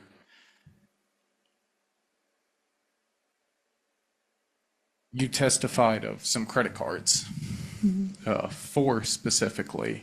All 4 of those were in your name? Yes. Okay. What credit cards were in my name? You had your own credit cards. I know you had an Amazon Visa card, and you had your own Capital One card. I think you had 4 cards of your own, but I can't remember all of them. But I knew you got your cards first and then went on to me. We had all of these credit cards at the point in time when we moved to Charlotte. Is that correct? 2 of them were obtained while we were in Charlotte. And those 2 would be? Hold on. I remember being on the phone with one of them, Chase, and I want to say Discover, because we got a card in my name because we went to New York while we were sick in January. And I want to say that was the Discover card because it was a high amount. It's like $7,000. Did we both carry similar figures in credit allocation as far as what we could borrow from these credit card companies? I don't know. When we moved to Charlotte, there would have been 2 credit cards in your name at that time, correct? Yes. Before we moved, those credit cards were paid off in full, correct? To Charlotte? No, because I'm still paying on them. Before we moved to Charlotte, the 2 credit cards you had prior, they were brought up to paid in full balances, right? What? Well, overruled, he's entitled to cross-examine her about the incurrence of the debt, which is what I understand he's doing. He was saying they were paid off prior to moving to Charlotte, so it becomes a question as to when it was incurred. Legally, if it's incurred during the course of the marriage, it's a marital debt, so. But I'll overrule the objection. Go ahead and re-ask your question as well, please. The 2 credit cards you knew to be in possession of prior to moving to Charlotte, were they paid off in full before moving out of your parents' home? No, because they're still not paid off. That in itself does not entail that they couldn't have been paid off when we left Now out of your parents. You're making a statement now rather than a question, so you need to ask it in question. You can ask questions, but you cannot, you can testify when the time is right, but you cannot make a statement. The balances on these 4 credit cards, was it all accrued in what kind of a time period did the balances on these cards reach where they're at now? I honestly don't know because you kept all the cards, all the financial information very secretive, and you told me I was too stupid to understand what was going on with all of the financial stuff. So I really don't know. All I know is that they're not paid off. You've obtained copies of these card transcripts to present in your discoveries, correct? Mm-hmm. So you have seen the statements on these cards, correct? I'm seeing what is owed each month. Yeah. The And what the statement, starting debt is, yeah. the statements that you initially received didn't have the dates when these charges were accrued? Yeah. Yes, as they did include that information. I receive statements each month so that I can pay them off. And that is what I have in my possession.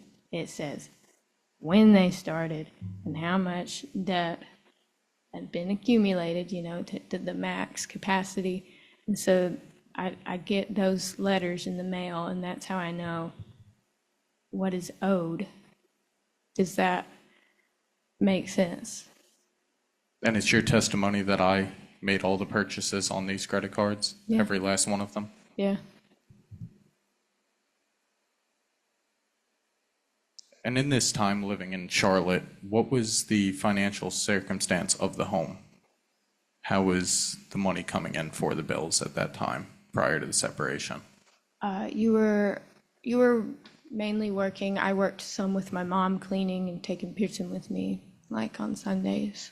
So I made a little bit of money until I just couldn't do it anymore. And then you were bringing in all the money for a few months.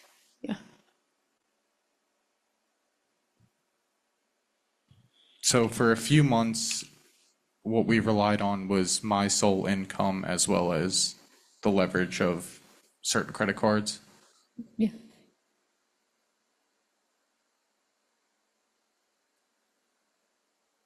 Now, was the money spent on these credit cards spent with the intention of benefiting the household No, not necessarily. at the time of the separation? No. You spent them on yourself. We made an unnecessary trip to New York while we were sick and spent thousands of dollars up there and spent money, after the fact.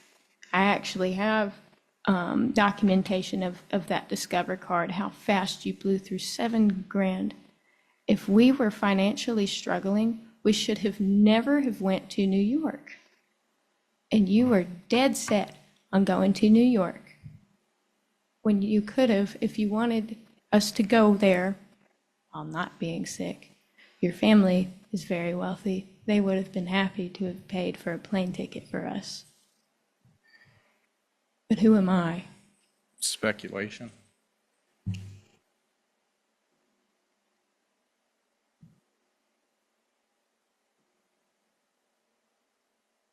But there's also transactions from gas stations spending hundreds of dollars at a time, and it's not just gas. You were getting vapes and alcohol. You blew money like it was going out of style, and I was begging you for grocery money. And I was thankful for the grocery money, but it ain't no way to live.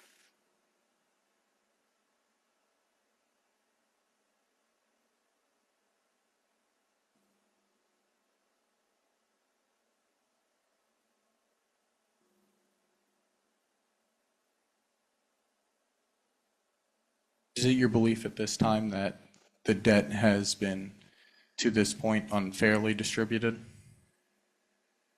Yeah.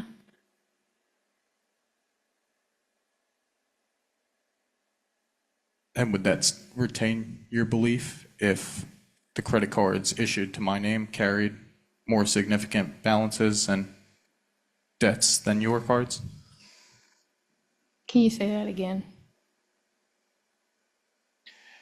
If I was to have a more significant amount of debt to my credit cards, would you still feel that the debts have been unfairly at this point distributed?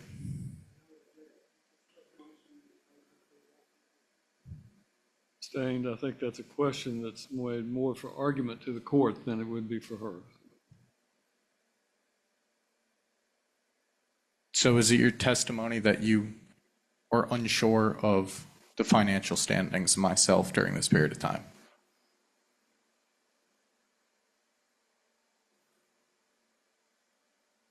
Word that a different way. I'm sorry.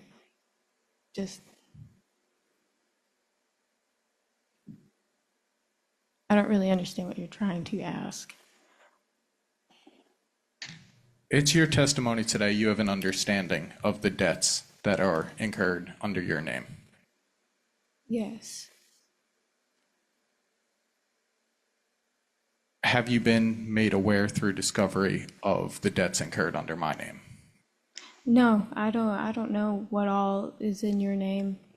And with all the debt that you racked up in your name, maybe that should have made you stop and think, maybe I should stop spending money on whatever you were spending it on, instead of let's use her credit and just keep blowing money. But I let these things happen because I let you be leader of the household, and you smacked me right in the face with all of that. That's what I get for trusting you. This is not a place for you two to rehash what fault was or why it happened. It's stick to the question about you're going to get through a divorce. Yes, sir. And the only question becomes how do we handle the parenting plan and how do we handle the division of property and debts? Let's stick to those issues rather than rehash what's happened. Yes, sir. In your list of vehicles, there is a camper on that list. Can you tell us a little bit about the camper? Yeah, you bought it from our neighbor. It was a pop-up camper. And it was purchased from our neighbor? Yeah, our Cajun neighbor. Excuse me? She was Cajun. She's from New Orleans. Cajun. And this was an item I purchased from her for what dollar amount? I don't know. I don't know what you paid for that. You said it was a Mother's Day gift for me. And that item you've put a valuation of $2,000 on? Yeah, that's what a pop-up camper goes for.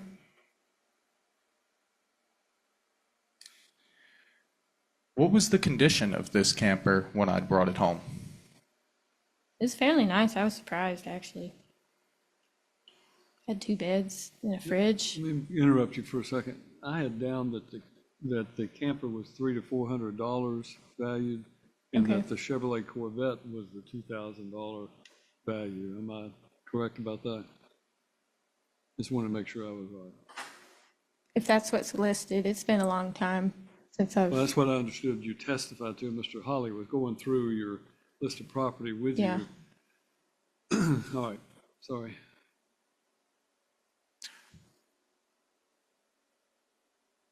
So the Chevrolet Corvette, what is known of that car? you have it. That's what I know. How long have I owned that car?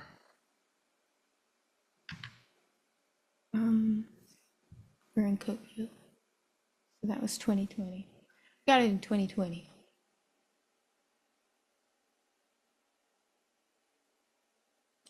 September of 2020. I became the owner of that car in 2020. Is that your testimony?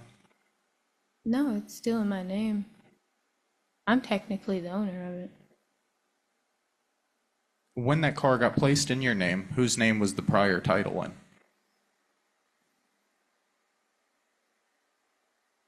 I don't think it was anybody, like, it was just my name was only on the title. Who did you purchase the car for? Who sold the car to oh. you to register? Well, we went to one of the Carolinas. I guess it was North Carolina, to get the Avalanche. I don't know his name. We're discussing the Corvette. Oh, I'm sorry, Corvette. That was from your uncle up in New York, Bill McDearman. And that's who sold you the car? Yes. You went up and got it, but it was in my name. It's no longer in my name because you and I went to the courthouse in Lebanon to change it over to yours. Because I didn't want it in my name anymore.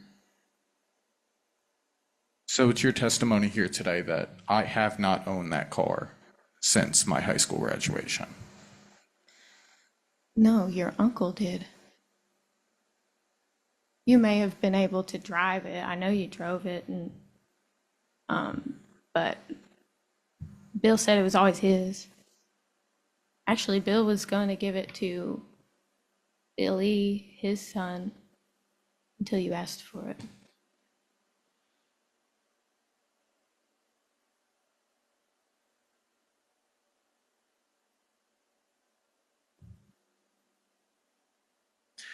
If registration for that vehicle were to be tracked down from Wilson County, it would not show me signing the car over into your ownership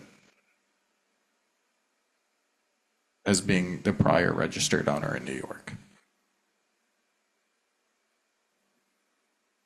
I don't know what you and Bill did, but what Bill told me was that it was always Bill McDearman's car until you drove up there and he sold it to you.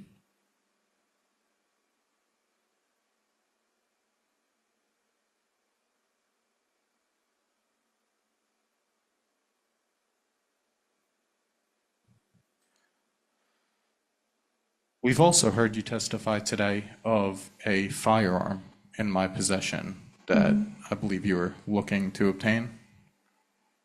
Yeah, And what firearm is that? the 380.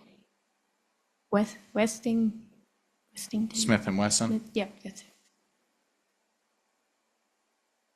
And that vehicle, excuse me, that firearm was purchased where? At, it was in Cookville at, it's not Excuse Dix, me, what brand was the pistol? Smith and Weston.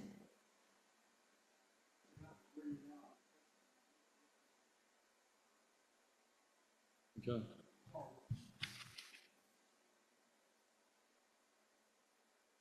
Go ahead, Mr. Williams, sorry. And along with your discoveries, you were able to obtain some sales paperwork on that firearm being purchased. Do you recall if that sales date happened before or after the day we wed?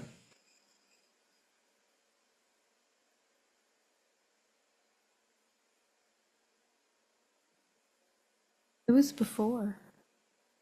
So this firearm was purchased before the wedding. It was because I didn't even want to get a gun, but you talked me into it because I was hiking on my parents' land, and out in Watertown there had been cougar and bear sightings, right? And you told me I needed to get a gun to protect myself because I went hiking out there a lot. And I said, you know what, that might be a smart idea, just in case. I've had a few run-ins out in the woods by myself. It's never fun. But, so that's why I bought that. And that was while I was living with my parents before we got married. Can you reiterate, that's when you made that purchase? Yes. Okay. When did you join my Regions bank account? Oh, you had me join that, I think while we were living in Charlotte. So after the point of our marriage. Yeah, I actually tried to get off of it, but they won't let me because we're still legally married, and they said we would have to both be present to do that, which I thought that was kind of weird because I never used that account and don't want to be tied to that account, so I'm not even using it. I believe the account in question there is closed. Okay. So after the marriage is when you joined my banking system to share account numbers with me and have a card if you needed access. Oh, after marriage, yeah. While we were married, driving here to Dixon to get, you wanted me to have the Regions card.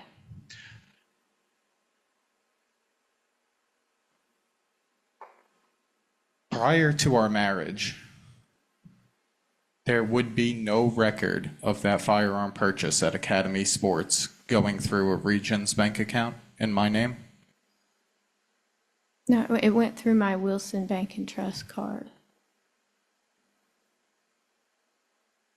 And you're prepared to provide evidence to support that? If it's in the files with Mr. Reese, that document shows all of that. So I remember it was my Wilson Bank and Trust card. Okay. A couple weeks after that, did we return once again to Academy Sports?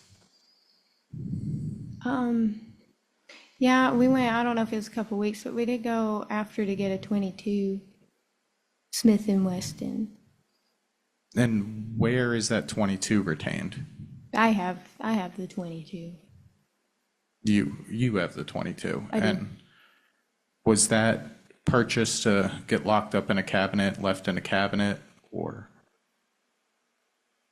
You told me I had to have it on me. I requested that you carry that firearm with your person. Yeah. And I went through the gun safety course class and everything for that also, to get that carry permit thing. So in the time you were carrying the 22 pistol, what the 380 was left to lay in the gun safe? No, it pretty much lived on your back belt, if that makes sense. It was on you pretty much all the time, unless you laid it on the table at home. It's supposed to be in the gun cabinet, but wasn't really there most time. So it's your testimony from purchase of the 380 up until as long as you know that I've carried that firearm with me full time. Yeah, because you had me get the 22 and you took possession of the 380, even though I liked the 380. But anyway.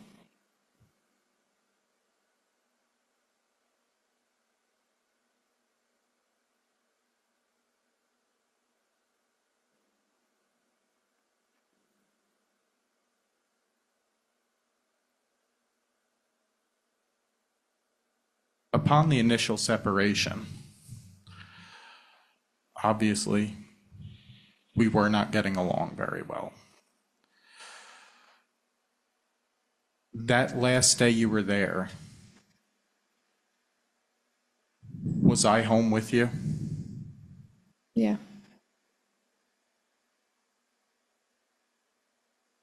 Excuse me, let me rephrase that. The very last time you stayed in the home, I was there with you. Yes, you were. The last time we separated on a Sunday, is that correct to your record? I think so. It was whenever you had your friend over, Jacob was over. That was the day I left you. Later that week, while I was at work, you returned, correct? Yes, What was the purpose of your return trip to the house? to get the stuff that belonged to my mom that she let us use. And to myself, like my musical instruments. And for the child? He was with me when I left you on the Sunday. I took him with me. Items for the child. Items. You also removed items for the child? Yes, I did. Okay. So, unobstructed by myself, you had the opportunity presented to empty the home of the things that you wanted in the moment. The day that I left you, The day you returned while I was at work. yeah, I went and got some stuff I'll use at work.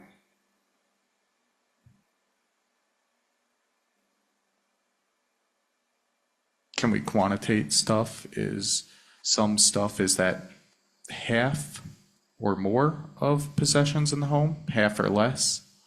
Probably half. I left all the big stuff that you purchased, like that 4K TV that was given to you by your friend, by our neighbor. That was yours.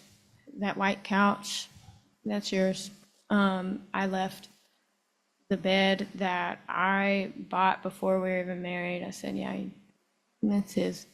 I left half of the cookware stuff in the kitchen, even though you didn't cook at the time. I left you half of that. I left everything in the garage. I just took stuff, I took my clothes and I took my mom's furniture and I took Pearson's clothes and Pearson's stuff and stuff that I had bought before our marriage, like my crash pad for my, when I was rock climbing and my rock climbing gear. I left everything that was yours for you. I even left my my diamond engagement ring because you told me that if I left you, I had to give it back. It was a $2,000 ring. over the time of this separation, have we successfully made multiple transfers of items?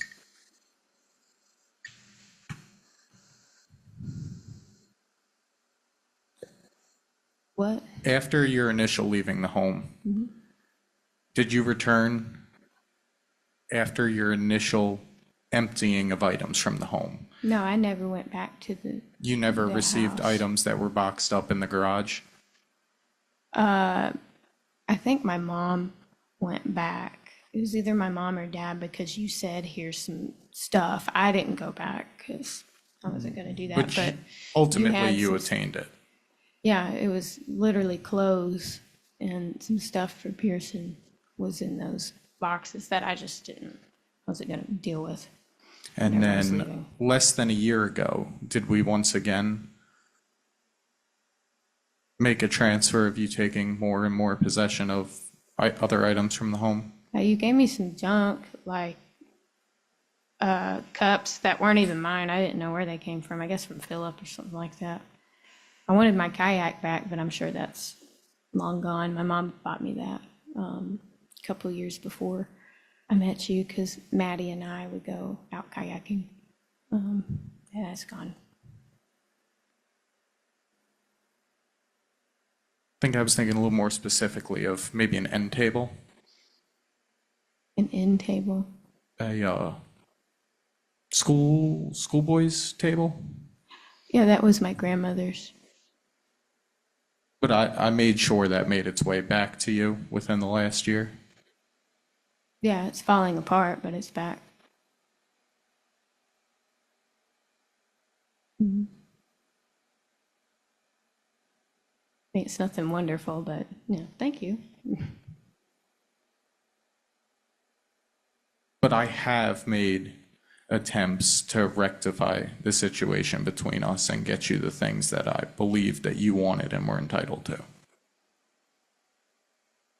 No, I think you were moving into the camper and you didn't want to pay for storage anymore, so you were just kind of getting rid of stuff.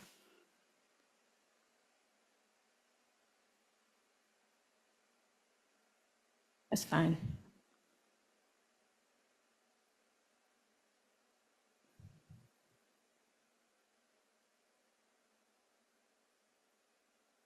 No further questions at this point. Need to redirect?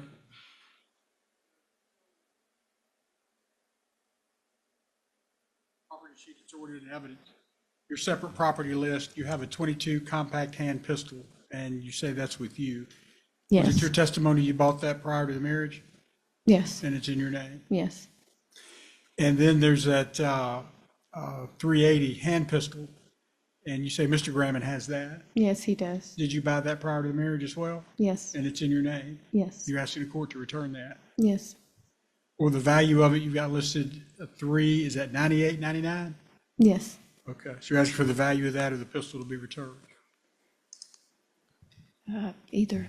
So was it your testimony, he asked you about an engagement ring, Yes. and that was a ring he gave you for the marriage, Yeah, it was an engagement ring. and it was around $2,000. Yeah, because I had he had the receipt at the house, and he made sure to show me how much he spent on that ring. It was a heart-shaped diamond, so they're not cheap. Do you know if he still has that even? I don't know.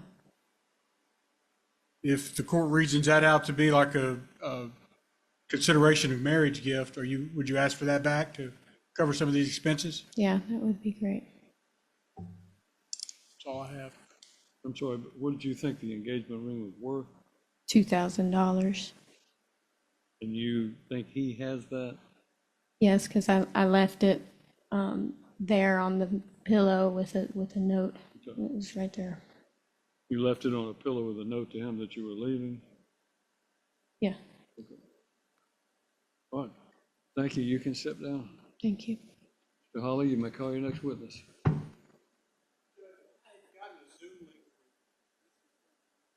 He was here on Zoom for most of the day. He is not in the Zoom link now. I sent him a message that I would bring him in as soon as he was called as a witness. But at this point, if you want to try to reach him by phone and get him to come back in, I'll certainly bring him in. Sure. We'll take a, Ms. Smith, I failed to give you the opportunity to question.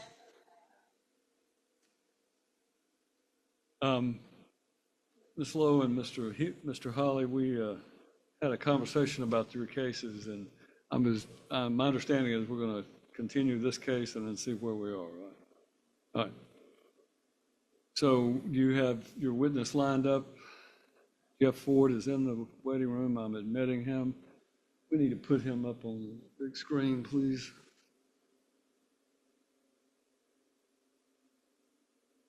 You call Mr. Graham to talk about income, and then that will be it. Okay. When I finish with Mr. Ford as a witness, I'll give you a chance. You say you need to go make a call for childcare. All right. Well, let's deal with Mr. Ford, and then you can go out there and do what you need to do. All right. Mr. Ford, if you will, please. You've been called as a witness, and I know you've testified in this matter before, but I'm going to ask you, if you will, number one, raise your right hand. Let me place you under oath. You solemnly swear or affirm the testimony you're about to give in this case to be the truth, the whole truth, and nothing but the truth, so help you God. I do. All right. Thank you. You can put your hand down now. Second thing I'm going to ask is, and believe it or not, I have to ask this of lawyers who come in on Zoom.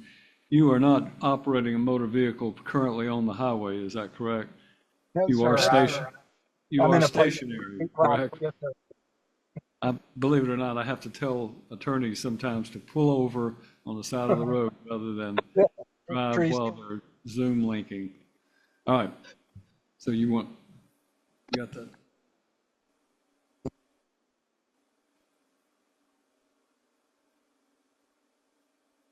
All right, thank you. All right, Mr. Ford, you've been sworn in. Mr. Holly's calling you as a witness, so you may proceed, Mr. Holly. Thank you, Judge. State your name for the record. My name is Jeff Ford. And how are you familiar with Brian and Tony Graham? I've known Tony since she was a small child. She grew up with my children. I've known Brian maybe 6 years. I don't remember the exact date, or 7 years through the Timothy Hill Children's Program. And at one point, I think you were their pastor even, so you know them Yeah. all as well. Yes, I didn't really serve Brian in that capacity. I was the minister for the Alexandria Church of Christ, and Tony was a part of that congregation for a couple of years, but not really Brian. All And right. I'm not currently in that role. What I'm going to ask about Mr. Ford, and you've testified previously in this case. That's correct, right? Yeah.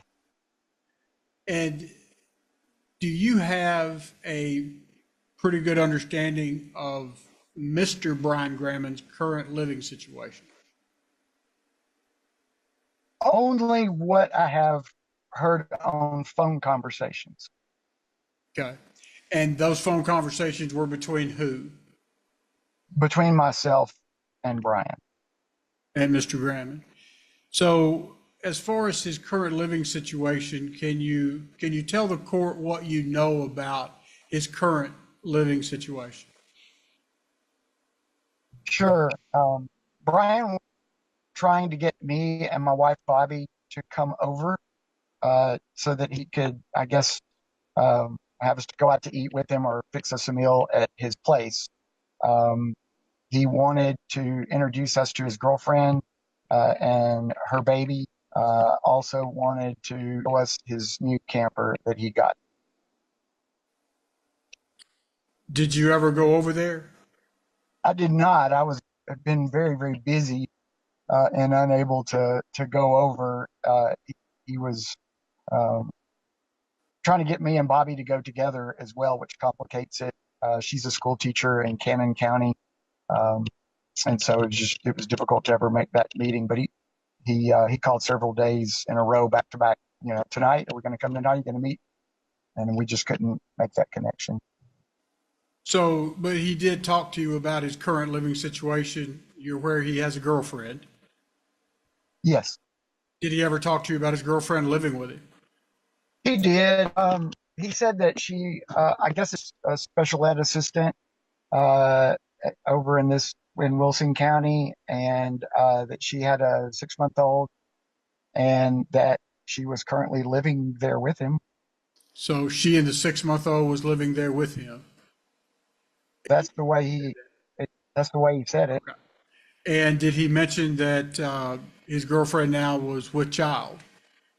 Yes, he His said that she was due in October. Okay, and that was with his child, correct? Yeah, correct. All right, that's all I have. Mr. Graham, do you have any questions to ask this witness? All right, thank you, Mr. Ford. You are released from further involvement, and I will allow you to leave this hearing. Mr. Holly, you may call your next witness. Mr. Graham, if you'll come around, you've been called as an adverse witness, so I will ask you to raise your right hand and be placed under oath.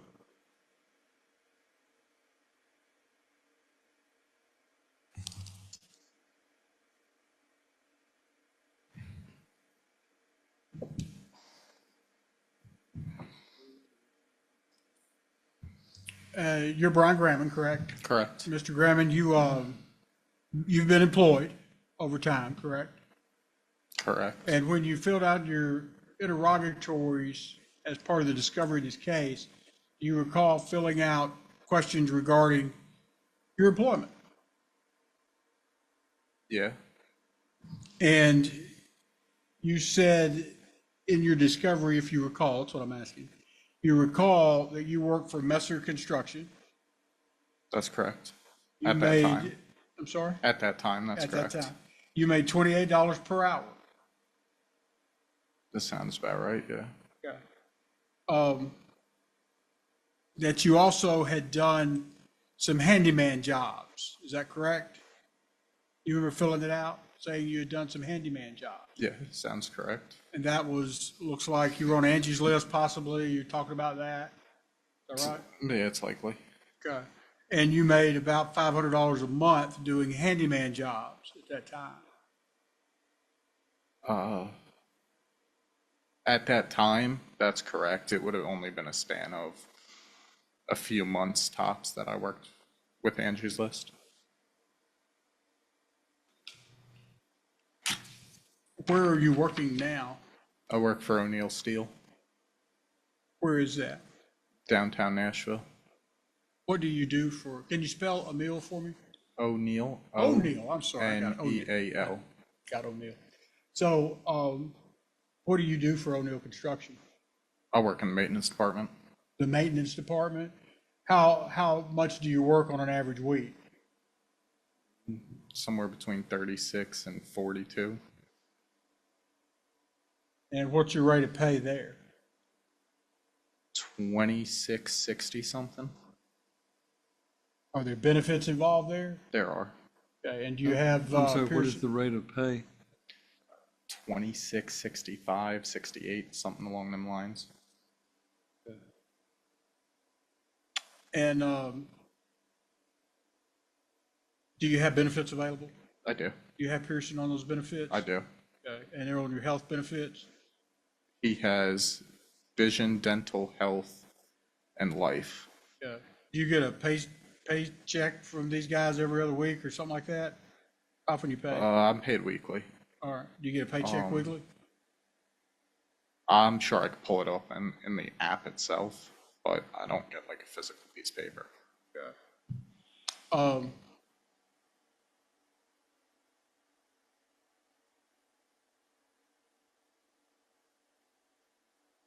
So as far as your pay, I think you testified you got paid weekly, $26.65 an hour, and you're somewhere between 36 and 42 hours a week. Yeah, Yeah. that'd be correct. Are there any, other than the handyman stuff, is there any other side income that you may have? No, and the handyman stuff, it's been well over a year since doing anything like that. You're capable of doing that kind of stuff, correct? On the side, Yeah. I mean, if I still had tools to facilitate that, I mean, I could in my free time, but there isn't very much free time in life anymore. All right, so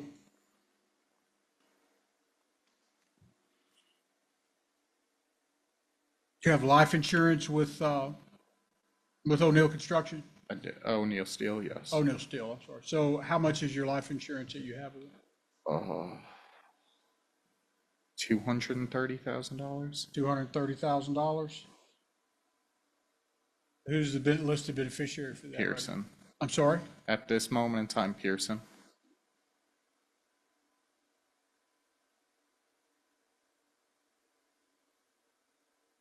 You heard Mr. Ford testify you're living in a camper, you know, that situation. Did you buy a new camper?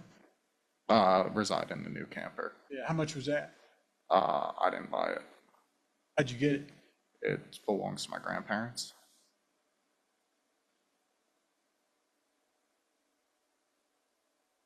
What kind of vehicle do you have nowadays?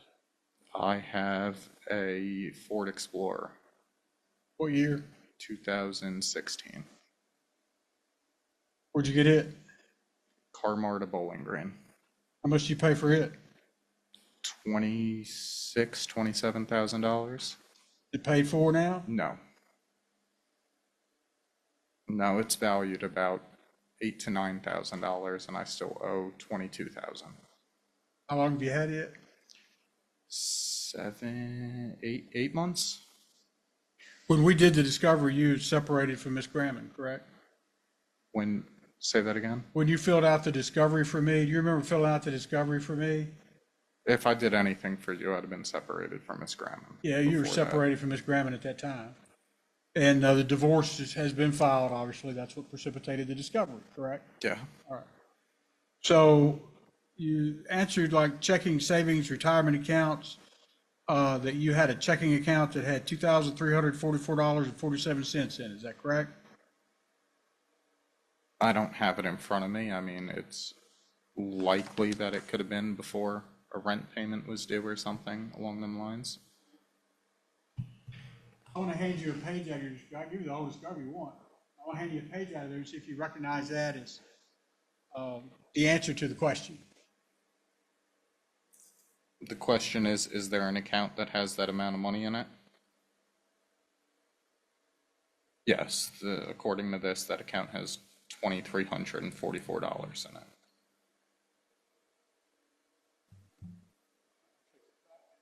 That's a Regions account.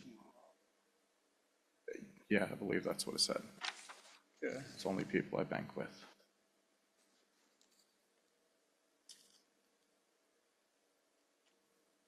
You had a Sea-Doo jet ski listed here, had no debt. You said you sold it for $1,600. When did you sell that Sea-Doo jet ski? Before my son was born. All right. Oh, almost 4 years ago, probably. Before the Chevy Avalanche was bought. Right in that same month time span.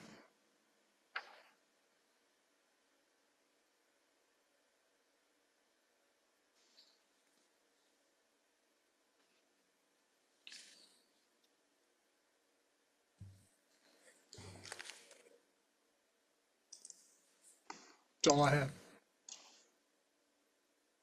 Right. Thank you. You can step down. All right. Mr. Grammon had, hold on. Mr. Grammon had waived his right to put on any proof in his direct case. Ms. Smith, do you have anything you want to add to this proceeding? If you'll come up to the podium, so I know you love to do that. And my guardian, I want to say that I was kind of shocked that Mr. Grammon didn't ask why any questions about the child. I mean, I know that is just only a part of these proceedings, but I would think it would be a big part. He didn't take advantage of the visit that was scheduled on April 12th. It had been scheduled. The supervisor was ready, willing, and able to go. That's all I mean, that's my part of it. It's just the child, and I was kind of shocked that he did not bring that up.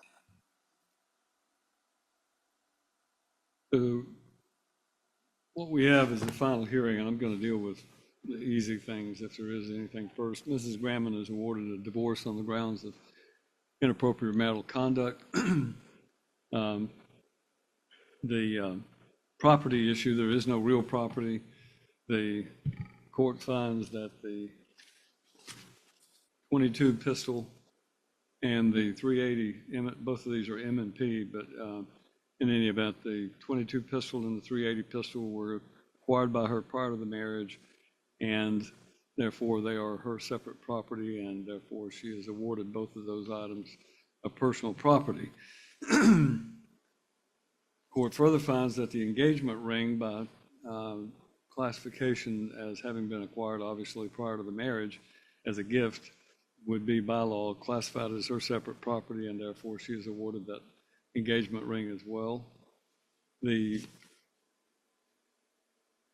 Ford Focus, which she is driving, has a value of $4,500, and she is awarded that vehicle. As far as I know, the Chevy Avalanche still in existence.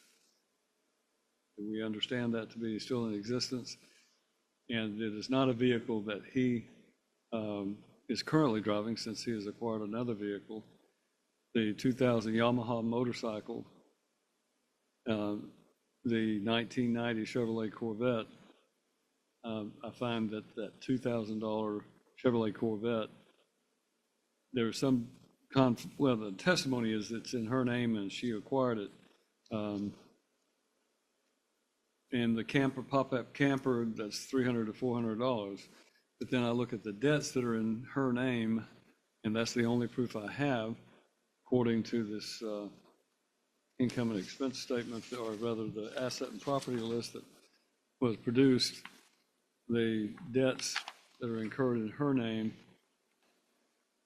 are marital debts. They were all incurred during the marriage, and they were all incurred, all four of them were incurred for marital purposes. As a result of that, I'm of the opinion that to offset the fact that these debts are in her name, that she should be awarded the Chevrolet Avalanche, the Yamaha motorcycle, and the 1990 Chevrolet Corvette, and the pop-up camper. Those are the majority of the items of personal property which have any value, but I do that because of the fact that she's being required to have to pay those debts that are in her name. And as a result of that, those items can be liquidated in order to offset those debts, along with the engagement ring, which has some value. Selling all of those items will, and applying that to the debt, would, I think, give her an opportunity to extinguish the majority of those debts. I have no proof about Mr. Grammon having any debts in his name, since there was no other proof, but there is proof that he has acquired a vehicle, a Ford Explorer, and he will be awarded that Ford Explorer subject to that debt.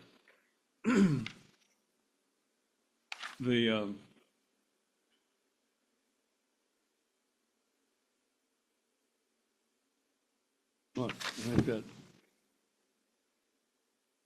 all the other personal property that's in each of their possession will be awarded their personal property, and the court finds that that division of property has already occurred. So other than the things that I've specifically mentioned, like the pistol and the engagement ring, those things will need to be returned within the next 10 days and turned over to Mrs. Grammon. Pardon? Not all of those vehicles are what? Well, I have given you an opportunity to present proof, and you failed to take advantage of it. So I'm basing my ruling on what the testimony before me is. You will have the opportunity to deal with that in the form of a motion, if that's what you choose to do. But right now, all I can do is rule based on what the proof has been. So then I move to the issue of the parenting plan. Clearly, the court is required to look to the statutory factors in determining child custody that are set forth on 36.6.106. And those include the strength, nature, and stability of the child's relationship with each parent, whether one parent has performed the majority of parenting responsibilities relating to the daily needs of the child. Clearly, and without question, in this case, Mrs. Graham has been the child's primary caregiver, primary parent, and she has the strongest and most stable relationship with this child. That factor favors her. Each parent's past and potential for future performance of parenting responsibilities, including the willingness and ability of each parent to facilitate and encourage a close and continuing parent relationship between the child and both of the child's parents. In my opinion, that also favors the mother because of the simple fact that she has been the one who is providing care for the child. The testimony is there's been no child support paid by the father over the last 2 months. One of our old judges, Judge Alan Wallace, used to say that if it was up to Mr. Graham to feed and provide for this child, the child would be dead by starvation at this point. And that is true. He has not fulfilled his obligations. Don't have any information about whether he's completed a parent education seminar. I don't believe that's been supplied to the court, and for that reason, that factor would favor the mother who has completed that. The disposition of each parent to provide the child with food, clothing, medical care. I've already made a finding that Mr. Graham has failed to fulfill his obligation to provide care, child support as provided in the court order. We're not here on a motion for contempt, although I'm sure that may be forthcoming in the future, but at this point in time, that factor favors the mother as well. The degree to which each parent has been the primary caregiver, and clearly that has been the mother who has provided that. The love, affection, and emotional ties existing between each parent and the child. I'm of the opinion that again favors the mother, although I don't question that Mr. Graham loves his child, but I think that under the circumstances he has failed to exercise his visitation that was ordered and has opted not seeing the child for the last 2 months. Emotional needs and developmental level of the child. The child's I don't have any evidence that the child is having any problems with developmental level. The moral, physical, mental, and emotional fitness of each child as it relates to the ability to parent the child. And the court may order an examination under Rule 35. I did order a Rule 35 examination of both parties. That examination didn't reveal any problems with the mother, but it did reveal problems with Mr. Graham that were needing to be addressed. Mr. Graham has supervised visitation, and it was stated that as the recommendations of Dr. Berryman in her report stated, it is very important for Brian to be able to maintain some consistency in his therapeutic relationship with a new therapist for at least several months who can advocate for his current mental and emotional status relating to having unsupervised visits with Pearson. In that particular situation, I don't have any evidence that Mr.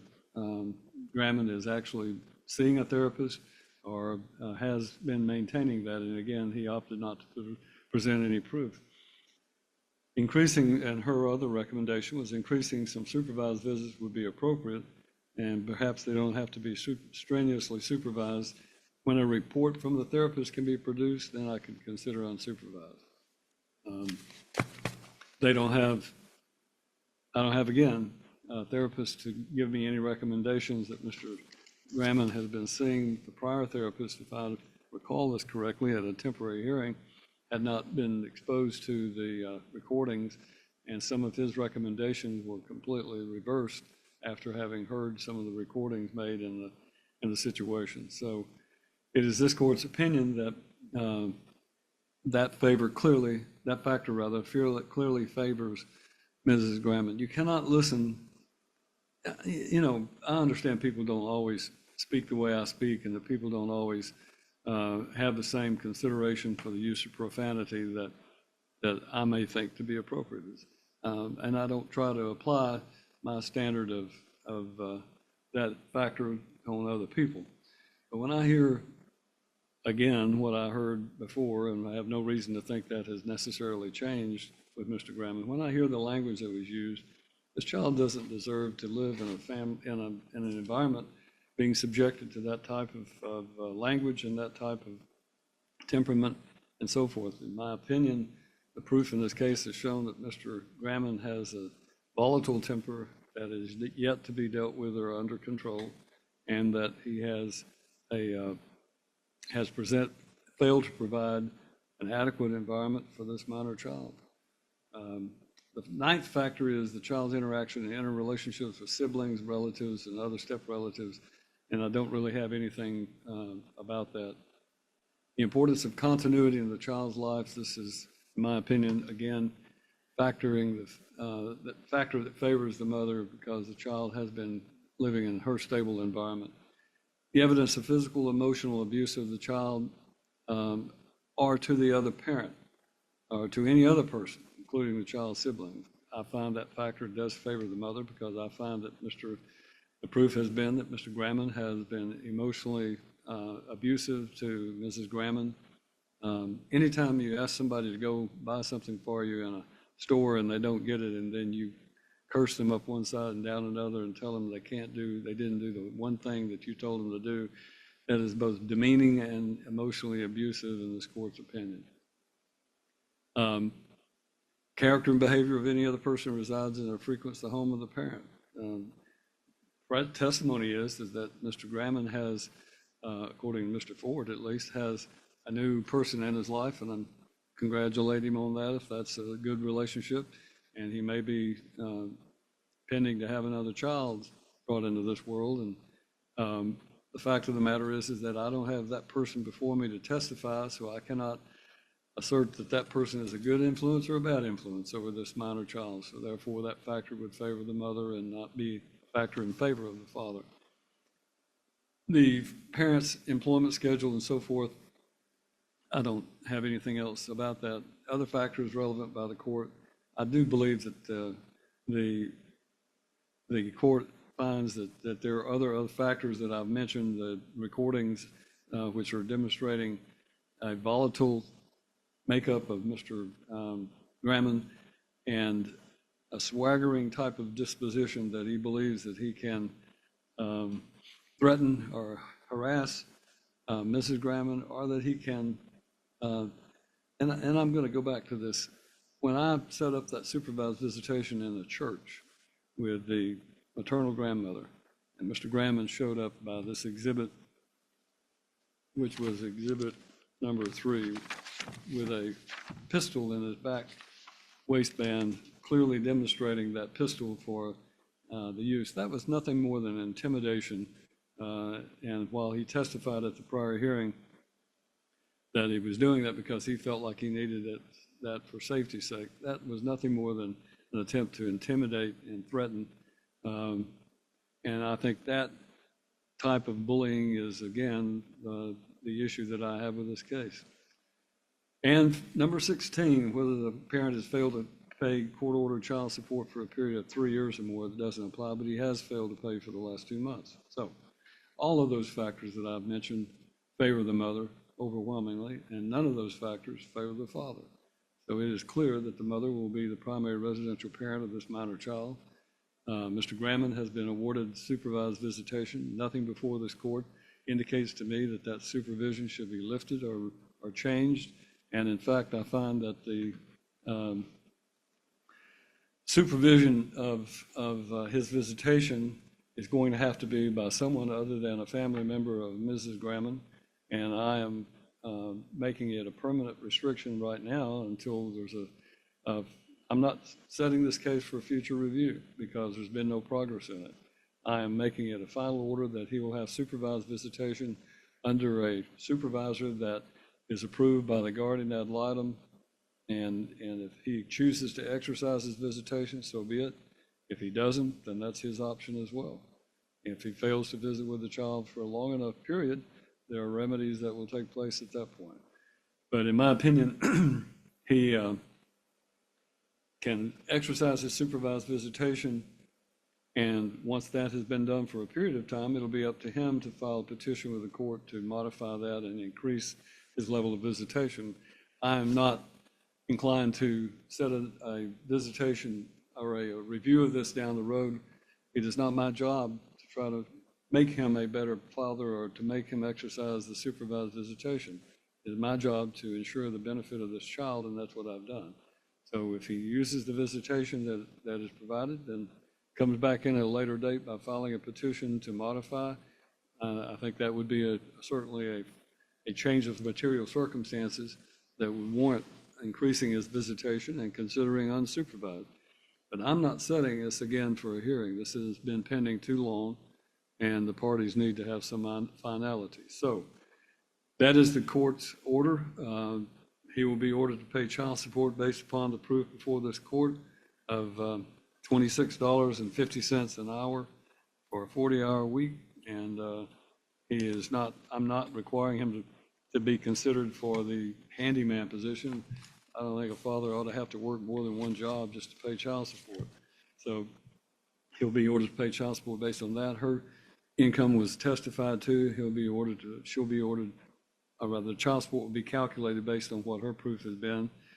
And he's required to maintain the insurance, but he'll get a credit for the cost of that insurance. And that is the proof of the court. That is the judgment of the court. In this case, you can submit your affidavit of attorney's fees, Mr. Hawley. Obviously, the court will consider it. I'm not saying that will be that I will award a large amount. He doesn't have the financial ability to pay a large amount, and attorney's fees are in the form of alimony in a sense, and she has been awarded the majority of the items that we have to try to offset the debt she's incurred, so I don't know that he'll have the ability. So that is the judgment of the court.